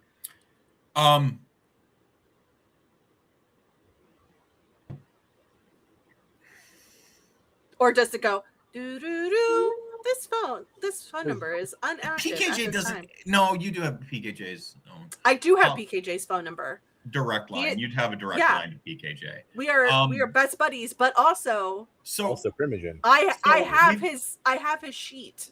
we got to do the thing where like you answer where he answers the phone, but you've already dropped the phone, you know, Motherfucker, I hate you. and you're gonna go ahead and roll a willpower as you're dropping the Yes. phone because your beast at 4 is and combined with the messy critical of noticing everything. You notice everything. You noticed it too well. You also can smell this on that light wind I mentioned. The windy Cindy is a little more stagnant. You can smell it down the road. You can smell it rolling out of the Third Space Cafe. Out of every window that's Oh, yes. open, every Oh yeah. oh It is my the God. new smog. Is this? Good thing I That's can't what that tell that's what the food. white is. Uh-huh. okay, what do you want? By me the to way, roll? I don't know. So I don't know if you realize Oh, that Composure subtextually, resolve as the camera roll frenzy? one. Yeah. Sorry. so this is a frenzy check. Yes, please. Okay, so that means And- no blood die. Correct? Blood die is it? Meph, I have a question. Yes. So back in Ambrose Island, Jaq fed Ashley some of their blood to help heal her, and you said that it did create a blood bond. Is that blood bond Yes. still active? Yes. Okay. Am I gonna do a morally shitty thing? Yeah, see, that's... I feel like we're communicating, you and I. I'm going to spend a willpower. Because Jaq does not want this guy to be... willpower or willpower. Can I willpower? I don't think. I don't think I can. I don't think you can. I don't think I can. That's right. I got the book pulled up. I can... I'll allow it right now because this is such a dramatic moment. The more dice and resources, the better. GM override. And I can't be bothered to look at the rules right now from my... Oh, yeah. Hotel room. 1, 2, 3, 4, 5. Out of Okay. 7. Damn it. I wanted the dice to be worse. Well, it was a 3. It was at 3. That's why I asked. I liked the 3 better. Well, you already ruled. No takesies backsies. Shut Yeah. up, Elle. Oh, Sasha's whisked away, and Ashley's just like, but she like holds onto the phone.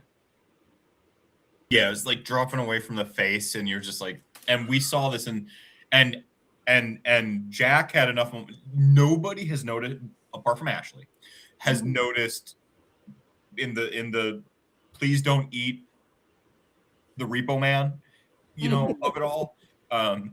And be calling PKJ. No one's really noticed that Sasha has been magically whisked away to Delaware. Delaware. Delaware? It's a Wayne's World reference.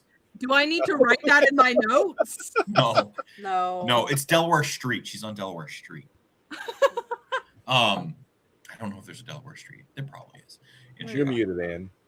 Please don't look it up. Oh, I should push the button. I have a question.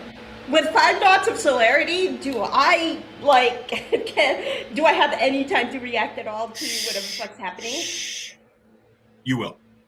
Well, let's sort out this mess. I just was like, wow, it is messy. I'm gonna mute myself. You're fine. Ashley just like holds onto the phone, goes from watching those two argue. Her eyes scan to the hot dog man, and her fangs extend, and then she just watches as the motherfucker who should be dead and has caused every fucking issue since then grab Sasha and whisk her away. And she hears Kevin's voice.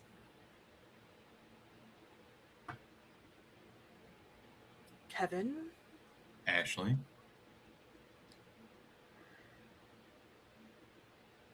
Two years? What the fuck is going on?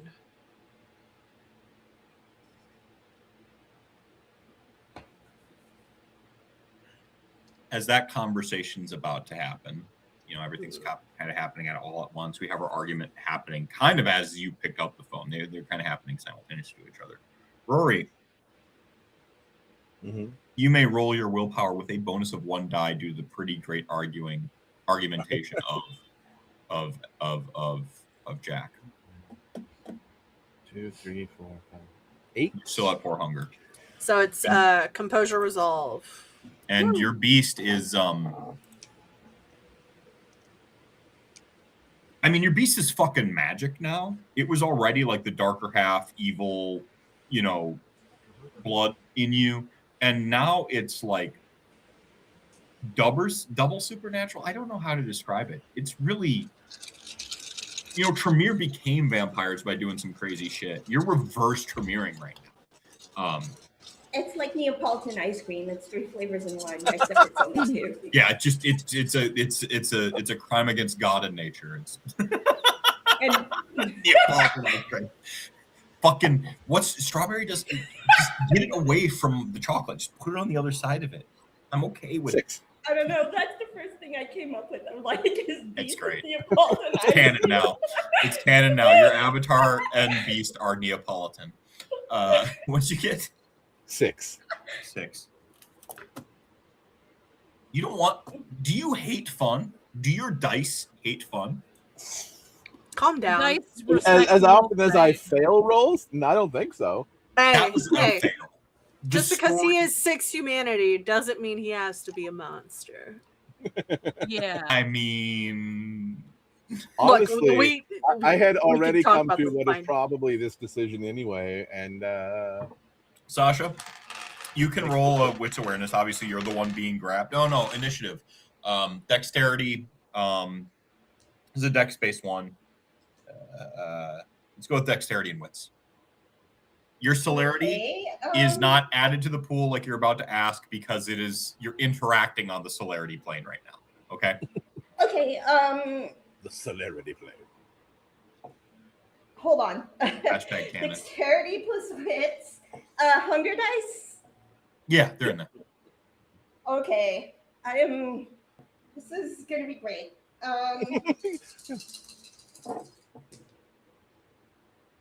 Oh, okay. That's 2 successes on this check. Yeah, I rolled a 2. You notice a hand on your wrist and like brace yourself. However, let me just grab a fistful of dice here that are Zoran's and see if I see 2 of them before I count the amount. Oh boy. Yeah, it's more than 2. I'm guessing 0. I'm guessing the 5 dots in celerity is the reason I can actually do the check because we're both Yes. Yeah, you're super Zui. speedy. You're Zui fighting together. It's like DBZ, when they're just blinking around. Yeah. Yeah, you're I doing love that that except the visual. romance version. It's like hearts explode in the background instead of the little where. Yeah. You are just different scene. You're just different locale, out of earshot, out of eye shot. This is a master of celerity who could have taught you to master it had he not dis a fucking peered. Yeah. Where's my gravelly but not too gravelly? It's been a while. I got to settle back into this. Honestly, I thought you said I thought you were gonna say, "Where's my hug at?" No, I got it. So that's how Zoran shows up. I was trying to see what my Zoran voice had, but he's like, "Where's my? Where the hell's my husband?" Sorry. Where's my hug at?" That song is so fucking catchy. Sorry. I like the Boo Thang song. That one's good for catchy songs. Oh yeah. You're my little Boo Thang. Yeah, it's a good song. Be shooting that shot like 2K. Yeah. Okay. Yeah, I guess I only rolled 2 successes, so probably don't even have time to try it. No. And by the time you react to judo flip him, he's already like a comfortable distance away from you. Like he's not in your space. He's, like a step away type thing, just outside of your personal hula hoop. It's a personal hula hoop because the amount of space you're comfortable being near somebody changes. It's a hula hoop, not a bubble. Sorry. Okay. He's sorry to drag you away. I wasn't ready to deal with him, but I needed to talk to you.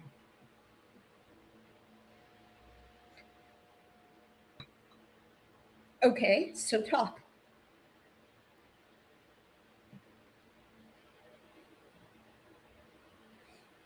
I wanted to change the world for you. But I realized along the way I don't know what you want.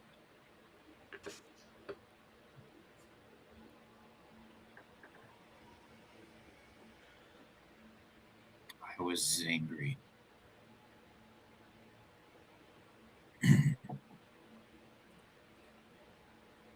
And now I feel nothing.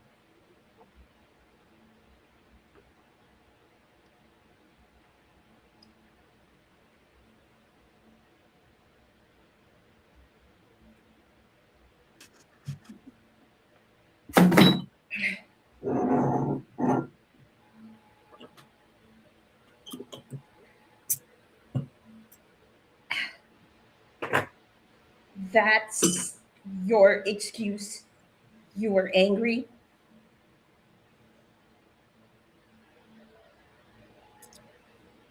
I got the sense that something awful happened. And I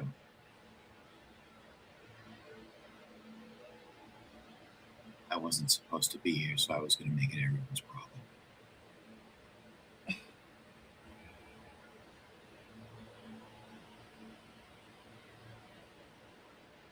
Yeah, well, good job. You succeeded in making it a problem for everyone. You know what? I was the one who brought you back. I can take you out again. He flips his blade towards you. Then do it. Does Sasha actually have anything on her? He flips his Like a- blade and like- hands it to you. You misheard me. Oh, I thought he was gonna. No. Well, she doesn't. He pulls out his sword and hands it towards you. He used like a gladius, right? That was his sword, wasn't it? Big pointy thing. A four-finger sword, I think. Sounds right. Yeah, well, she normally has shit hidden on her too, right? I'm saying I don't he think- unsheathed his sword and hands it to you to take him out. Okay. You want to take me out? Then go ahead.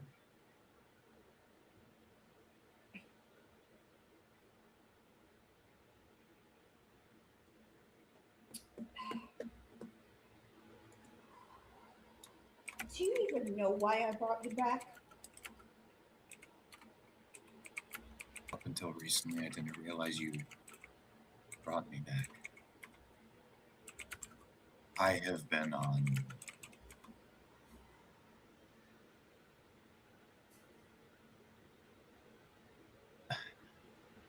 I'm a character written in your book by you. I don't think I'm me. I don't think my anger was my anger. I'm not him. I'm not the man you loved. I'm a perverse memory of that man. Perverted by your sadness, anger. Everything you painted me with.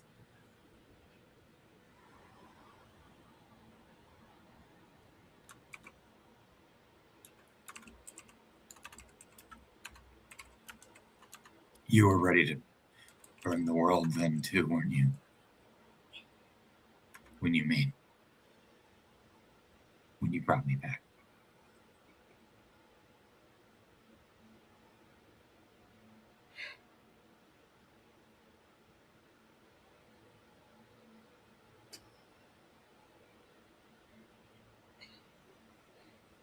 When you left the first time, I knew the story wasn't over, and it wasn't over when you died.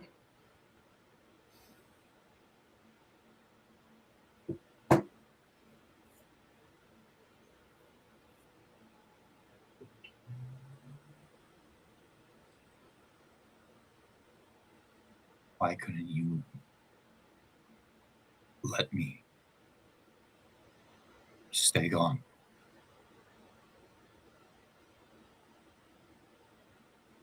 If it wasn't the end, why couldn't it have been the end for that? That part. That verse.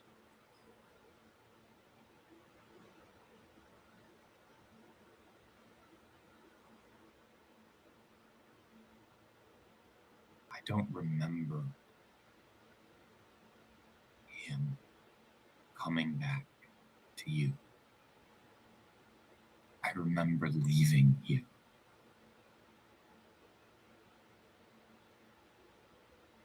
Like you remember it. I know the story you know. I've put it together. I left to protect you. Selfishly left. Because that was the deal I took. To stop the hunt on your head.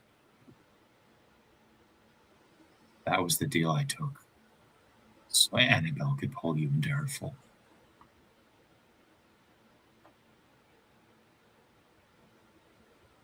I remember. I know that.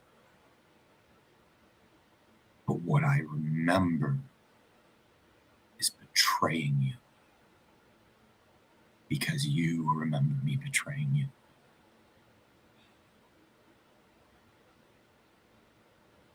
I am that betrayal brought back.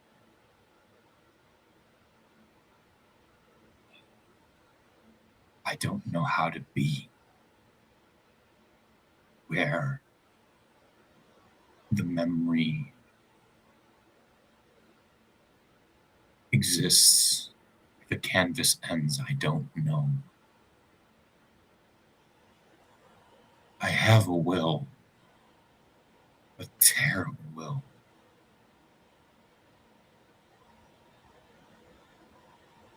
But it's not my own.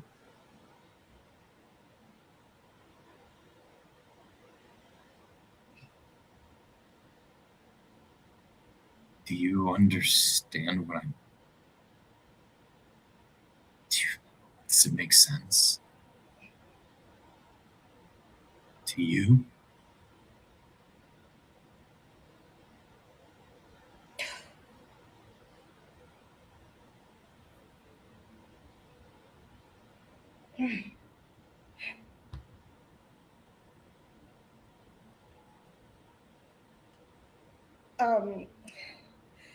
Sasha just like takes a moment, takes a deep breath.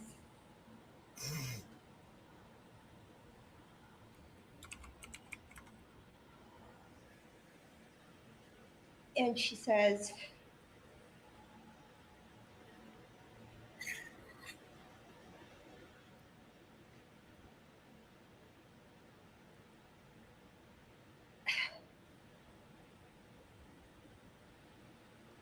I found something.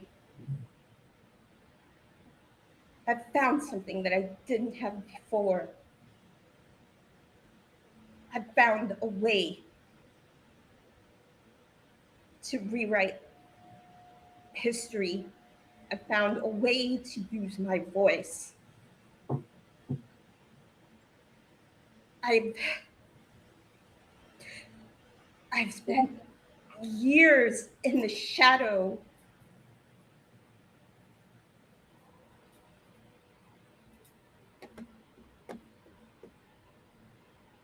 of ideas, thoughts, concepts beyond the scope of my intelligence. I have felt so small and so scared of so many things I don't understand.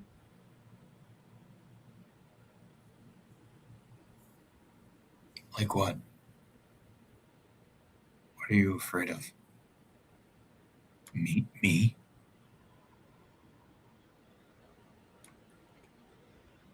This world, the tower. Not you. And her voice becomes significantly softer. And she just says, him.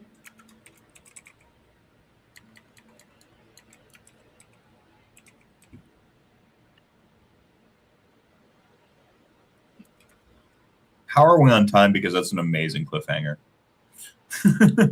I mean, we're at 2 hours and 24. How are you feeling, Elle? How are you doing, Shelly? I'm good. Okay. I don't care about Rory.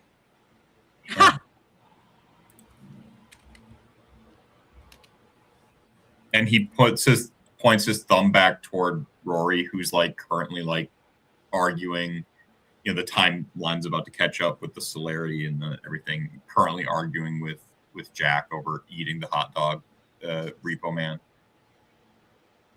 As Ashley answers her phone. Him. I mean,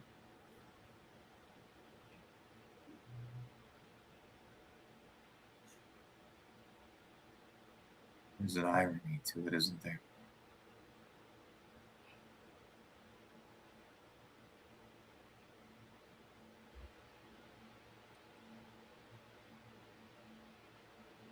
The monster you made. And he's the monster you love.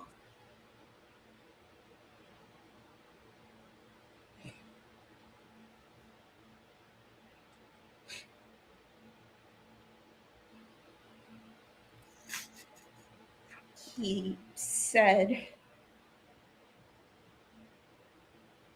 everything is my fault.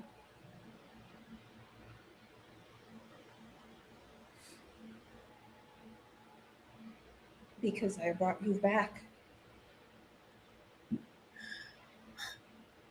I wish I could tell you it's not. If I am regret and your desire to see the world burn, and you made me.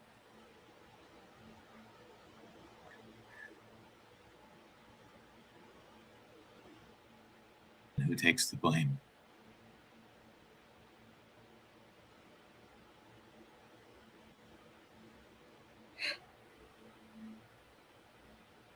The real me. The me I'm not. He'd have taken the blame, right? I don't feel that. I'm angry I don't feel it. I'm angry I love you. Because I can. Love you. An idea of love for you. But I'm stuck as the version that left you. It's a paradox I don't think even you understand. Imagine making someone from such a perspective of loss and having to hold on and be that loss eternally.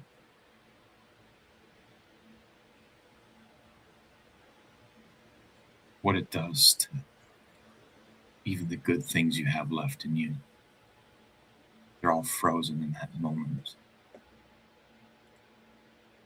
And anything new comes from the ashes of the world you want to burn.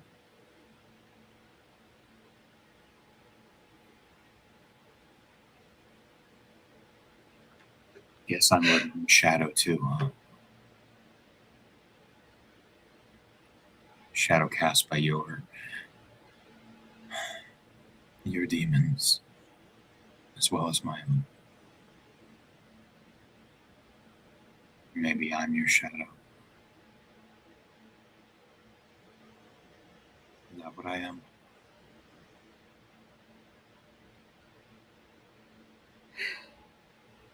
He sheathes his sword.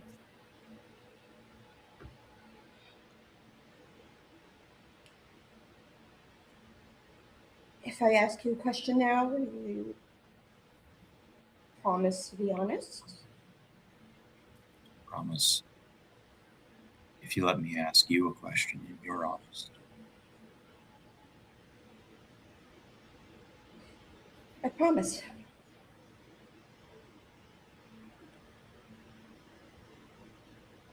in this moment right now, what do you want? It's amazing as my question is basically the same thing. I want you to tell me what to be.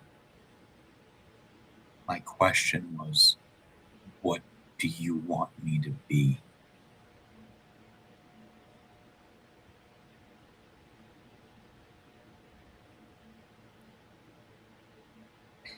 Because I will burn the world down twice over. That's in me. His hand goes up towards your cheek, but he stops it short of touching it. I am so angry still.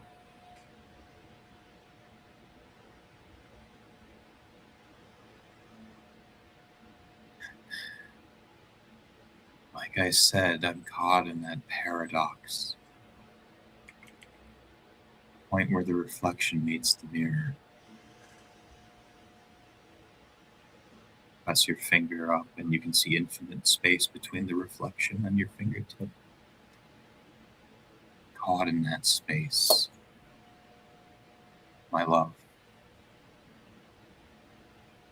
But it's only the fire and not the... It's only the fire. My love for you will be expressed in the intensity of the heat I bring this earth down with. Because that's all I am now. That's all you made me to be.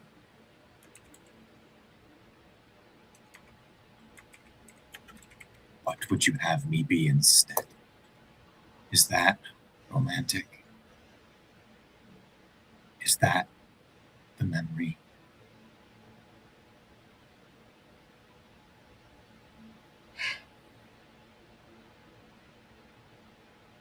I guess the reason I asked the question is because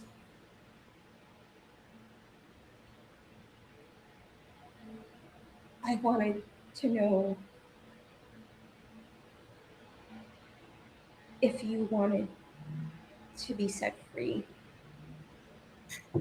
If you wanted to be released from the paradox, from that space you're stuck in.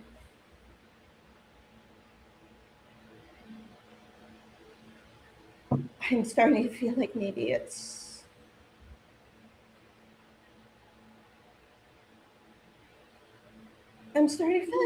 just time for me to give up. It's what you've always wanted.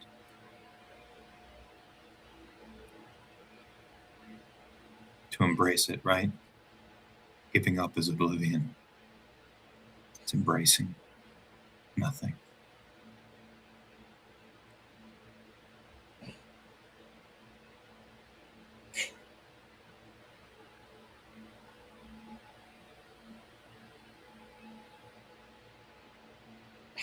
You could do it, you know. You said it yourself. Hit the reset button, right?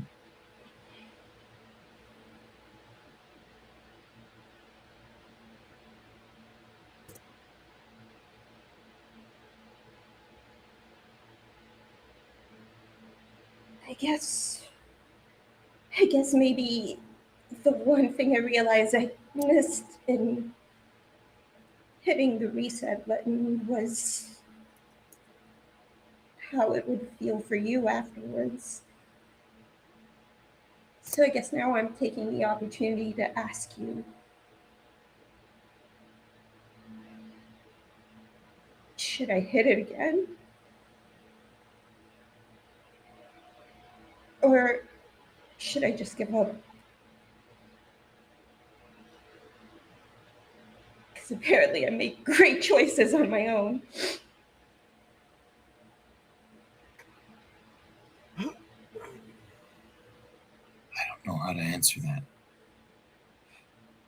The part of me that's you wants to tell you to erase it all.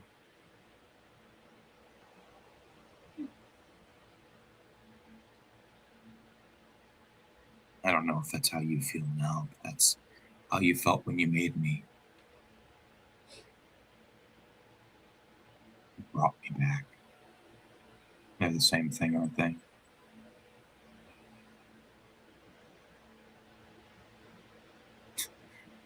The me I'm becoming from that inception when coming forward. I think there's a allure just floating through the ether, embracing the calm of nothing, of cold oblivion. He touches his arm. Or no, he'll let his hand go fully to your cheek. I can't even feel cold. None of us can. We can be paralyzed by it, but not feel it. There's a poetry in our condition, living on the other side of dusk, like we do.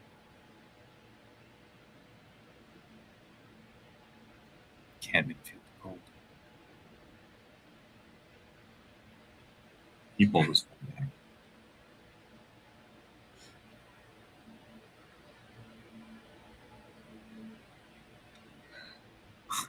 But we can feel the heat, can't we?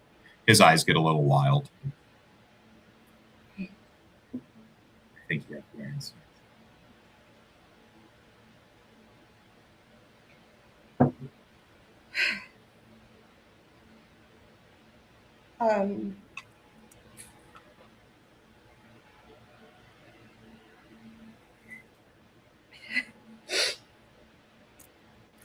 Sasha, I think, will try to close the gap or really get into his personal space when his eyes start to go wild. Mm-hmm.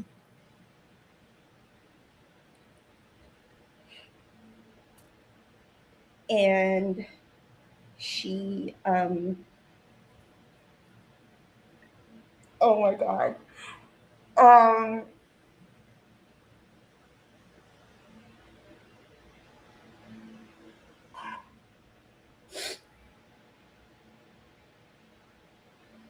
She is going to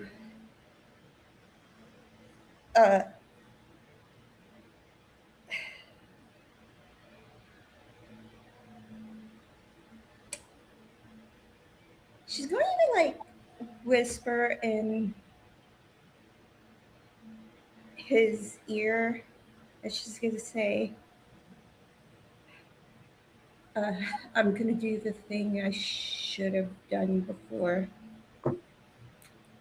and I'm going to let you go. And I'd like for Sasha to like pull her hidden blade and go for a stab.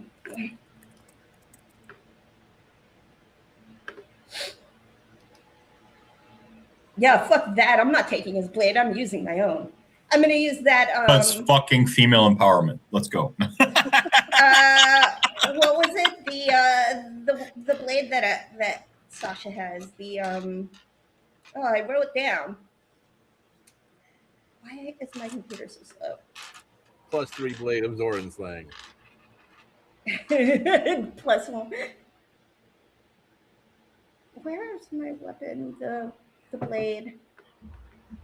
Yeah. Super effective against toxic ex-boyfriends. Oh, so it's going to be very good against Rory. So there's a way where this is read as overcoming your own internalization of a bad relationship, you know, which I think is pretty dope.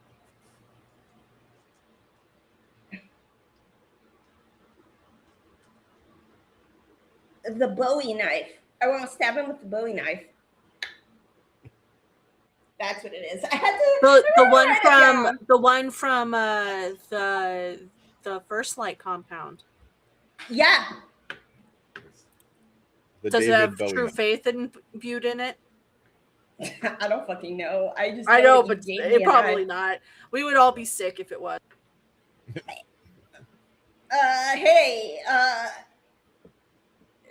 guess which bitch put a Dexterity dot in melee or strength melee, depending. Okay, I'm gonna. Oh no! Oh no! This is so bad. I might not. Rouse the 5 hunger. Eat Zoran. Shit! Guess who just failed her rouse check? Yeah, Well, that's not arousing. that's gonna. Huh? I said that's not a rousing then. Like, Oh it's not a rouse. You did not. no! I was trying to get. Blood surge. I was trying to get extra dice. I'm going to the corner later. I mean, you did. I know what you were trying to get at. Yeah. We're Okay, moving past 1, 2, it. Bruh. 3, 4. It's my channel. I knock the puns out. Okay. Would you say that You- you are you can't- punching them? You can't punish me, Shelly. Yeah. I hate it here. Someone kill me. I gotta use the restroom. Okay. Well, you rolled dice. I'm sorry. I was expecting the pizza guy to knock while we were in the middle of that scene too, so I'm happy we moved on. To my part. 1, 2. Take out his head. Take out his Okay, head. so I'm at 5 hunger, but I did roll. Oh, that is Brother. that is hella crits. Brother, you're about to diablerize your ex-boyfriend. As you should. Talk about the most toxic. Yep. No, I'm about to diablerize my ex after I brought him back. Okay. And yeah, that's hopefully Sasha Rory read learns that- about that after he's had time to come down from this. By the end of this session, I feel like Sasha's gonna go from having 2 boyfriends to having 0 boyfriends. Like, Yeah, that sounds Yeah. about right. Yeah, that sounds about right. if Rory doesn't get, like, I don't know, half an hour to come to terms with that 2 humanity loss before learning about Sasha killing Zoran, we're gonna have problems. Hey, if anything, maybe I'm he saying, possesses her, and then you can just get the information anyways. And then I can Yeah. make out with both of them at the same time. Exactly. Every Rory, the bisexual ultimate dream. multitasker. Rory has 2 hands, but he doesn't need them. Oh. Well, hey. I mean, You can use them for something else. hey.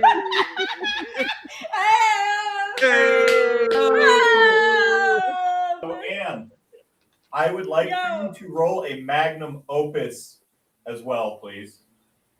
Oh, because he's your creation. Wait a minute. Because he's okay, your creation. Question. So we Is that long ago pretty established static that or- violence is your real art form. Mm-hmm. Remember? Okay. We I long get it. your core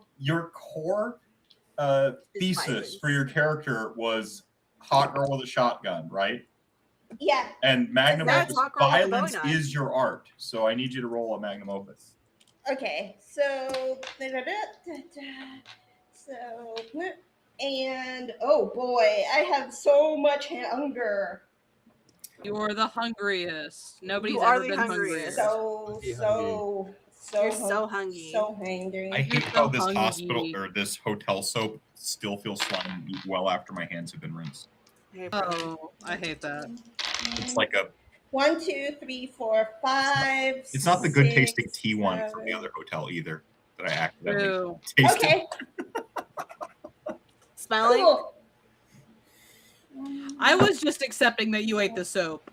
No, I went to rip it open with my teeth, Oh. and I like, Nature's scissors. and it was actually like good. I'm like, oh, it's like weird. That was the difference. 1, 2. Shelly was there for that one, not at the hotel. She heard me mention it. Okay, wait, hold on. Numbers are hard. 1, 2, 3, 4, 5. Okay, so it's 7 successes on the magnum opus and 9 successes on the stabbing. I used a willpower to reroll, but now I have 5 hunger. All right.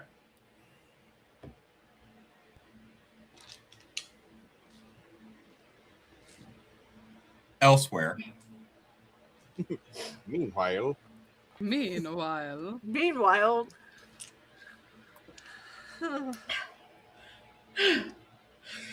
so I'm assuming You've that answered- roll was me succeeding and it's not eating hot dog guy. correct. You succeeded in not eating hot dog man as you hear Same. Ashley Perfect. swear at PKJ, and we're all the continuity is all but caught up, minus celerity. Okay, we're about to get the punctuation mark of that on the tail end of what we're about to negotiate here. So, The hot dog repo man has like a lone tier of the like, I was only here to provide food one way or another, and I've been denied both ways. And then he like dings the bell on the front of the cart and begins pushing it away.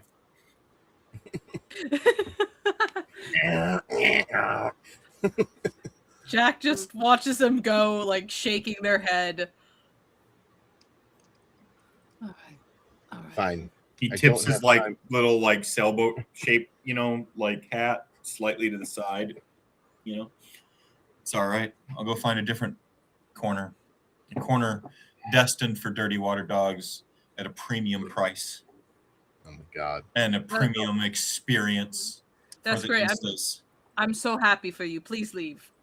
Yeah, I don't have time to argue about this. 2 It's years. okay. We've lost 2.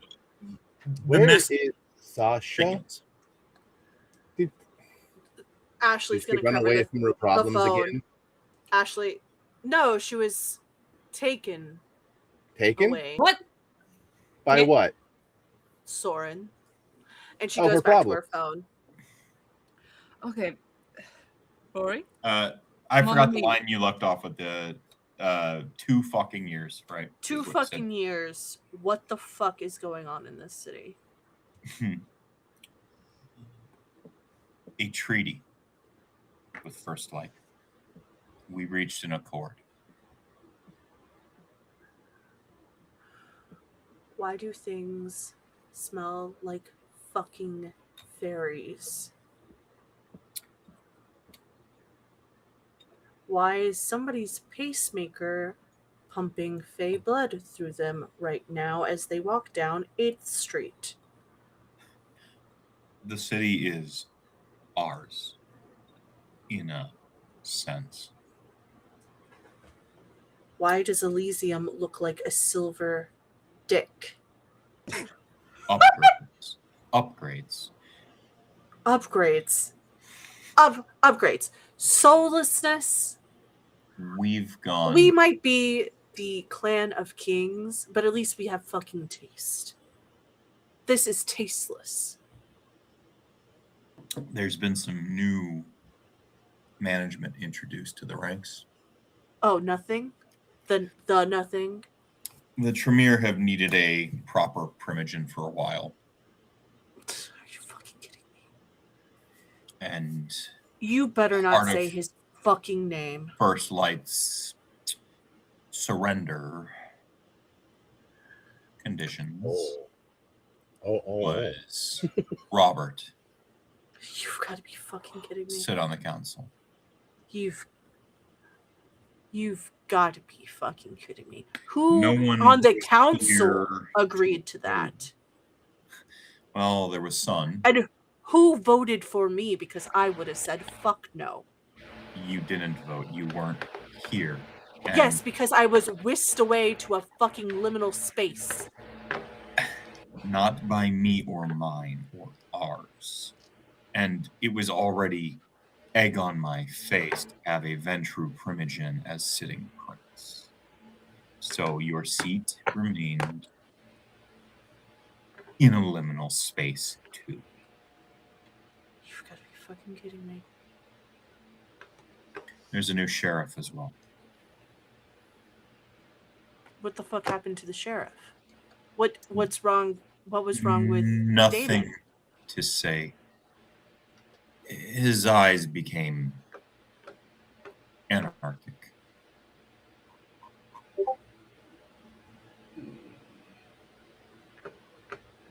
I'm gonna say a name. Please do not say that is the new sheriff. Is it Soren? No, Thank his fuck. blood hunt is still ongoing. Well, he's in the city. He just took one of my coterie members. And we cut back to him being stabbed. Yeah.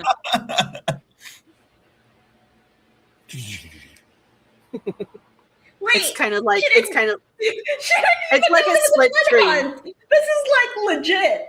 Yeah, this is legit. Yeah, you could kill him and it's perfect. Diablerizing's okay in a blood hunt, It's like- it's Yeah, not no. okay, quote unquote. but It's just if it happens, it happened. it happens. Listen, I. So Who is the sheriff?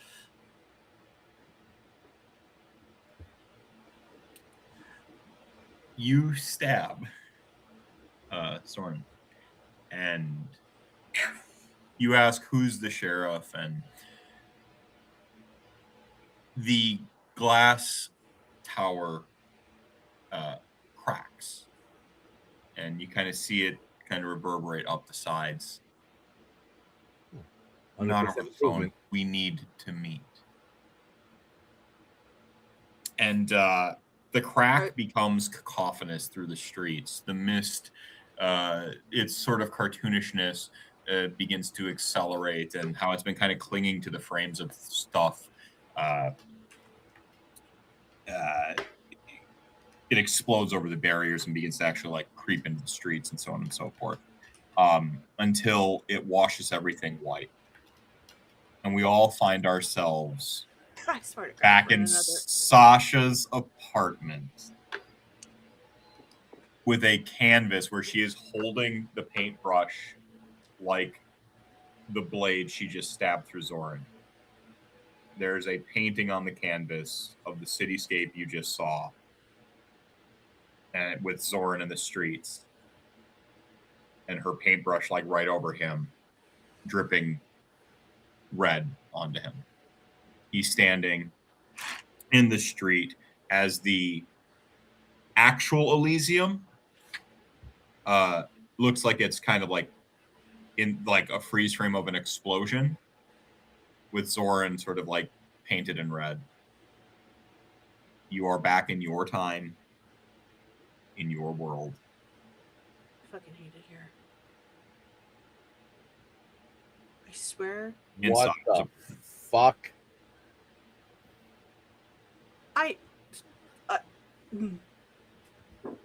Is he in my head? Who? No, Static Man's gone. Completely gone. I hate it here. I hate it here. No, you killed him. He's gone. You killed him. I know, all. He's but gone. this is what Ashley is saying. I hate it here. What the actual hell is going on? Why do we keep doing this? I'm losing my fucking mind? They do What? that like zoom in the movies where like they zoom through the iris, you know, that's the kind of zoom Yeah. we would have went through to be looking at the painting, right? You're all in Sasha's apartment. Sasha, your ghouls, like, when did you get home? When did you paint that? She's just like, Yeah, you know, Kira. it's just That is, if we're in if we're in Sasha's apartment. that look, I means- just got the balcony finished. You two ain't gonna do any of the weird shit again, are you? no. Like, it's the kind of response that like happens too abruptly. Like, she was just too quick to say no. It's just like no. Rory, you That's- are still minus your humanity. Everything we discussed. Oh, I figured. Yeah.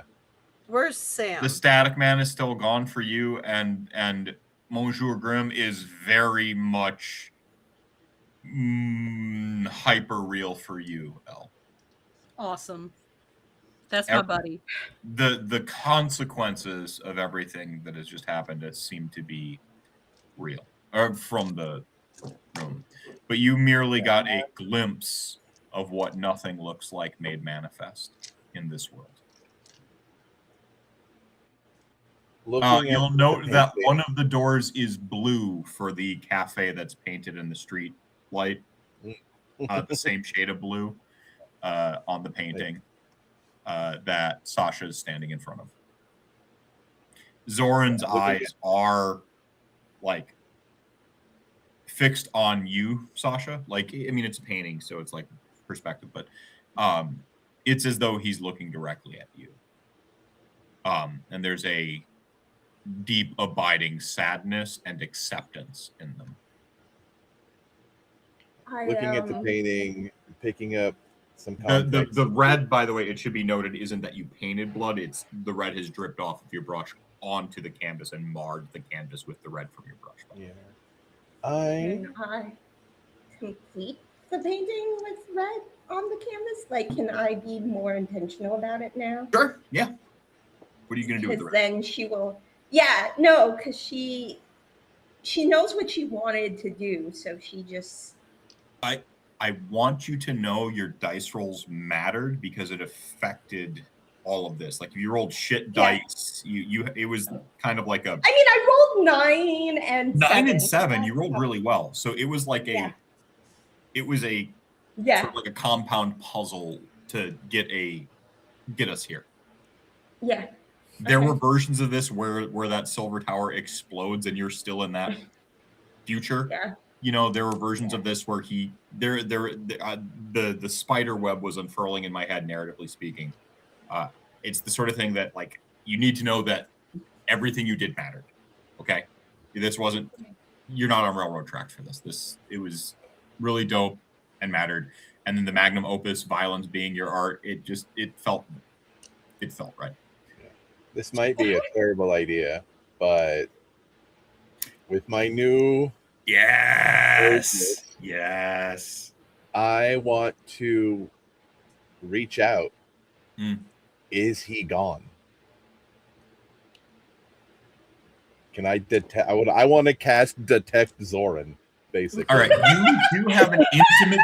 So you have an intimate familiarity. Yes, you bonded and stuff like that. We shared cherry blossoms. Yeah, you could essentially sense his blood and stuff like that.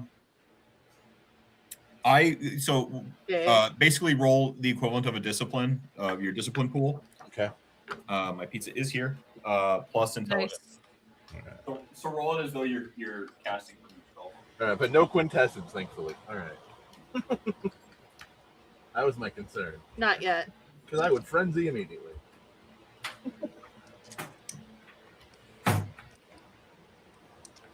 So we haven't lost 2 years. We haven't lost 2 months. No, either? you're back the exact instant shit got weird. So right before we got by 4. Oh yeah. What? Yeah, right before you got by. Continue your thought, sorry. By first light. Yeah. Okay, Right so we before. didn't get got by first light. Correct. The little girl Before. got whisked away to England. Yes. Okay. Yep. Okay. You kind of did a. I'm gonna do it. I'm gonna rouse. Brother, I'm at 5 hunger. Jesus, where's Charles? I In want. bed, probably. Oh, It's- No, he's He went to definitely bed. asleep. Oh, he'll enjoy this when he watches the replay. Hi, Charles. Just Hi, Charles. for you, I guess. For Charles.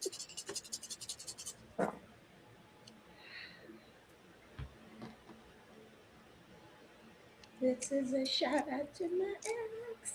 Sorry. To shout out to your who's? No, it's a song by a British girl group called Little Mix called Shout Out to My I Ex. love Little and Mix. Yeah. they're so great. And for some reason that just came to mind. And it was just like, I RP'd that shit so hard. I need a release valve. I'll hope that this is enough. 6 possible bestial failure. Rip. And I'm at 5 hunger now. Fucking Christ. God, we're gonna have to deal with that hunger. I So- know.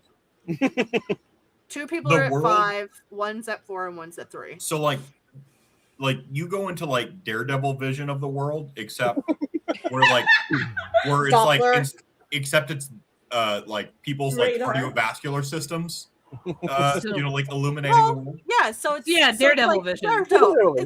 Daredevil. Yeah. Yeah. I have radar That's vision. exactly Except- Daredevil. Daredevil hears heartbeats, my dude. Yeah, that's his thing. Sure. Yeah. He can hear blood. Except just the blood.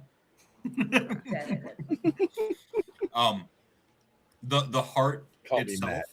is the fire detected by the smoke, and the blood is the smoke. And this metaphor is breaking down. And we zoom and we sort of like cascade across a proper Chicago winter cityscape. Back in winter, right? December, early December, whatever. As Ashley's phone rings. It's PKJ. Thank fucking Christ. You would I'm not believe assembling the the council. bullshit. I'm sorry. I'm assembling the council, Elysium. 3 days. Or 2 weeks. It's nebulous time, so we can schedule something, but Yeah. Okay. you haven't been as productive on the First Light front as I had hoped. Did you? I'm gonna kill him. Ashley literally does that. She's like, don't. She's just like, I was pretty explicit before. oh. Right. Right. Right. Right. Right. Right.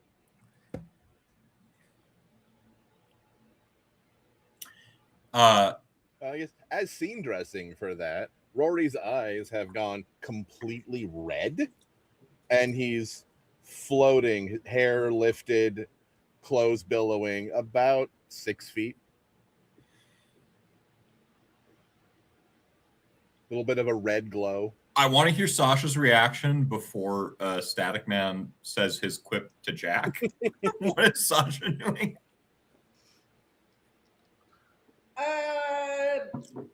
Okay, he's like Oh, floating in the air. Floating yeah, in the the air. blood mage is Yeah. doing blood wizard. Blood mage bullshit. Full levitate. If it's possible, can Sasha just push push him? him out of her? Push him out of her like painting room studio. Yeah, so It's Kiara like comes over and she like helps start pushing him out toward the balcony, not where in he's just here. like floating on the And balcony. then- Off the balcony. No, not up, just on it. You're like floating outside. Ex-boyfriend now. Just float. So real. Just push him into like the main The closet, living area. just like No, because she's like painting in her room, right? Like, Yeah, so she she's got a just like studio, yeah. pushes them into the living room or whatever, right? Like, do it in the main area of the apartment, please. Yeah. okay. Zoran's heart beats there. You catch it. You sense him. He's still alive. His blood is colder than it should be. Can I And feel the nothing around him at all? I mean, that's kind of the cold. That I figured. Clarity.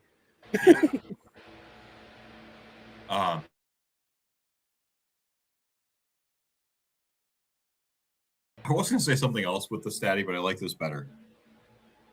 Well, this is getting interesting. He's sitting on the couch, like reading through one of Sasha's like art, zines, little like 2x2, 3x3 like zine, self-made type thing. It's highlights. Jack sits All down. the way down. A zine, Z-I-N, it's a Not a magazine. A ZIN. Mm-hmm. Z-I-N. Jack sits down on the couch next to him, looks at Ashley arguing with PKJ, Oh yeah, they're just like Watches- arguing in tongues. watches Rory getting dragged out by Sasha as he's like floating in the Pushed air. out. Alright. Mon friend, what do I need to do to fix this? Let's make a deal. We already have. Let's call it there. Fucking Christ. Meph, I swear to God, I'm going to strangle you. Why? I They're wish too you good? were going to Gen Con this year. Exactly. I wish you were, because I would be throttling you in front of the Taco Bell, just like, you can't keep doing this to us. You can't keep doing this What to did I us. do? It's like a 12-hour drive. What did I do? I'm not driving. I'm not doing that. Yeah, Milwaukee's shit. like 12 hours, 10 hours. What? Oh, What shit. did you do? What did you do? What did you do? How Mhm. many? We skipped 2 months because we were supposedly captured by First Light. Mhm. Then we skipped 2 years because Statty got stabbed. And now you're back where you started. I fucking hate you.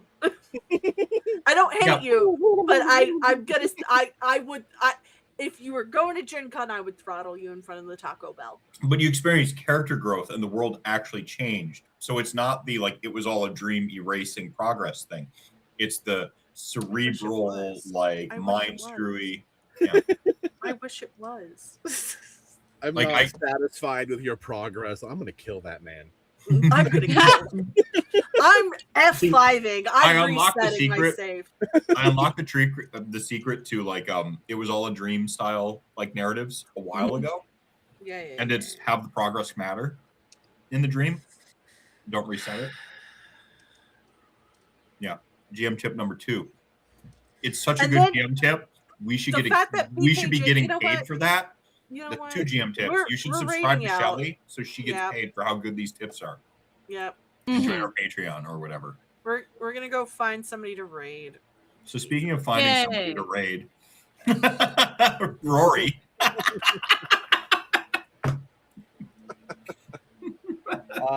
Yeah, hello. I'm Michael, and I have been Rory, double wizard. Wizard Square. Wizard Square. You The can find Apollo me- Wizard. Sorry. Find me on the internet at Sub-Zero Jalapeno, and I will be at Gen Con this year. If you are also there and you see me, I have a crisp high five waiting for you. Ooh. I will also be. I am doing a live show. I am playing in Punk's Not Dead one shot on Saturday at 10. So PM. Woo. 10 p.m. yes, Yeah, Yeah. 10 The p.m. good 10 kind. Nice. 10 decent o'clock. Mhm. Yeah, don't Okay, be like my panel. The good 10 o'clock. Yeah. So yeah, come watch me do some stuff. Yeah, so speaking of the Oh, good yeah. 10 o'clock, Shelly. Hi. My panels are not at the good 10 o'clock, except for one. Hi everyone, I'm Shelly or Shelly Von Miller. You're not watching this on my channel, but if you're watching it live, you're on my channel. It's a whole thing. Mep's out of town, so I'm that sorry. means But I if you're get to- watching it, I'm in the At back all. rooms right now broadcasting, so we just Yeah. kind of Exactly. You can find me everywhere on the internet at Shelly Von Miller. I will be at Gen Con. I have a shit ton of things that are happening. You can watch my podcast live. We're doing a live taping of After the Table with some amazing people. Small Bird Blex, Hannah plays D&D, Matt Stormcrow if you like World of Darkness stuff and LARP. Hey.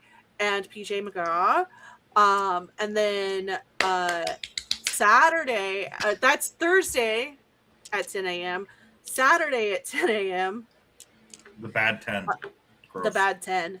I'm sorry. I will be running a panel called The Business of Influencing, where I talk about the boring shit of content creation and influencer stuff. That's going to have professionals in the space like Cypher of Tyr, my lawyer friend, Spunky Taylor, KP Studios, and oh my god, hold on. There's one more person. Damn, you're cooking, huh? Yeah, Good brother. Gen Con. then I will be in the audience with these if you'd like to join me in cheering / And heckling. Hapa Barbarian. So there you go. Nice. Yes. So I Lots was of like, great and people. Hanna-Barbera? Kaylee, yeah, Kaylee's gonna Haley Bray. Kaylee Half a Bray. barbarian. Half a- Wrong. Hapa Barbarian. Half a barbarian. Yeah, Yes. no, I was like, I know who you're talking about. Yes. Wonderful people. And then, on Thursday at 2 p.m., sorry, I totally forgot to mention this on Thursday, I will be part of the Storyteller Squad's Strong Female Character panel. Bunch of femmes talking about content creation and stuff and gaming. And then Friday, God, I don't know my own Tip schedule. number 1 is don't stab the toxic relationship man with his sword. Use your own. True. Yeah. Use your own. It's true. Yeah, female empowerment 101. Use your own swords. That's right. Friday Use at, your own blades. I brought this for a reason. Friday at 10 p.m. I'm a princess on Heartbreak and Heather Vine, a Perils and Princess game. I'm also reading Smut at midnight on Sunday. Ooh. And doing other bad stuff. Transition right there. Yeah. So speaking of reading Smut, Anne. I mean, that's not a bad transition if it's true. It was either that or speaking of half a barbarian, Anne. Ooh. Also, not a bad transition if it's true. Hi. I'm Anne. You can find me on Bluesky at The Girl Wonder, which currently is mostly just updates on my fledgling flesh and blood competitive career. I'm not really good at TCGs, but I play them all the time. Yeah, I'm not doing anything content-wise for right now, and I'm not traveling or doing anything fun, but follow me on Bluesky so I can tell you all about it as soon as I figure out what it is. Beautiful. So speaking of being my favorite person because they brought Statty back, Elle. Hi everybody, I have been Elle. If you'd like to see if I will continue to be Elle, you can find me at Sapphic Soulful or at Soulful Sapphic on these social medias. I do have a stream to plug. On Tuesdays, you can pop over to Lantern Light Adventures, and I am playing the former god who then got Power Rangers into being a human, and then decided to fake their own death, and then became a little bit more of a god in a new false identity, which is a Godzilla reference, Robin Gordon, aka Karen Milana Vanderleal, aka Lycos, aka Dionysus. If you would like to see, if you really enjoyed Zoran saying, I am what you made me, I am your betrayal because you made me when you felt betrayed, come watch my character over there, because that is the crux of their character. They exist through the perception of others. It's very fun. Right now we're in a dream world.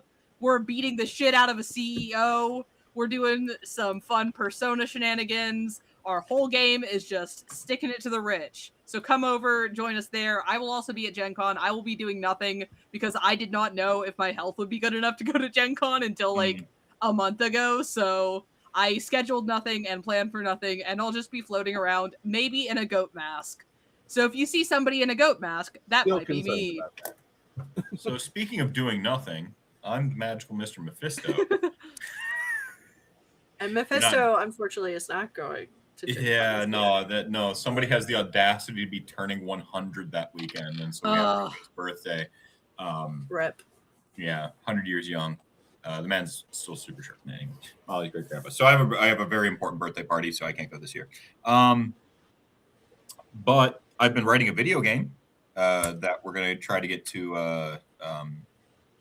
Not try to get to. I mean, we have no option. We have to, because we're going to be in the Next Fest in October. So we have to finish it, or at least we have to release it, whether it's finished or not. So I'm working on that. Yeah, I'm getting paid real cash money to write a video game.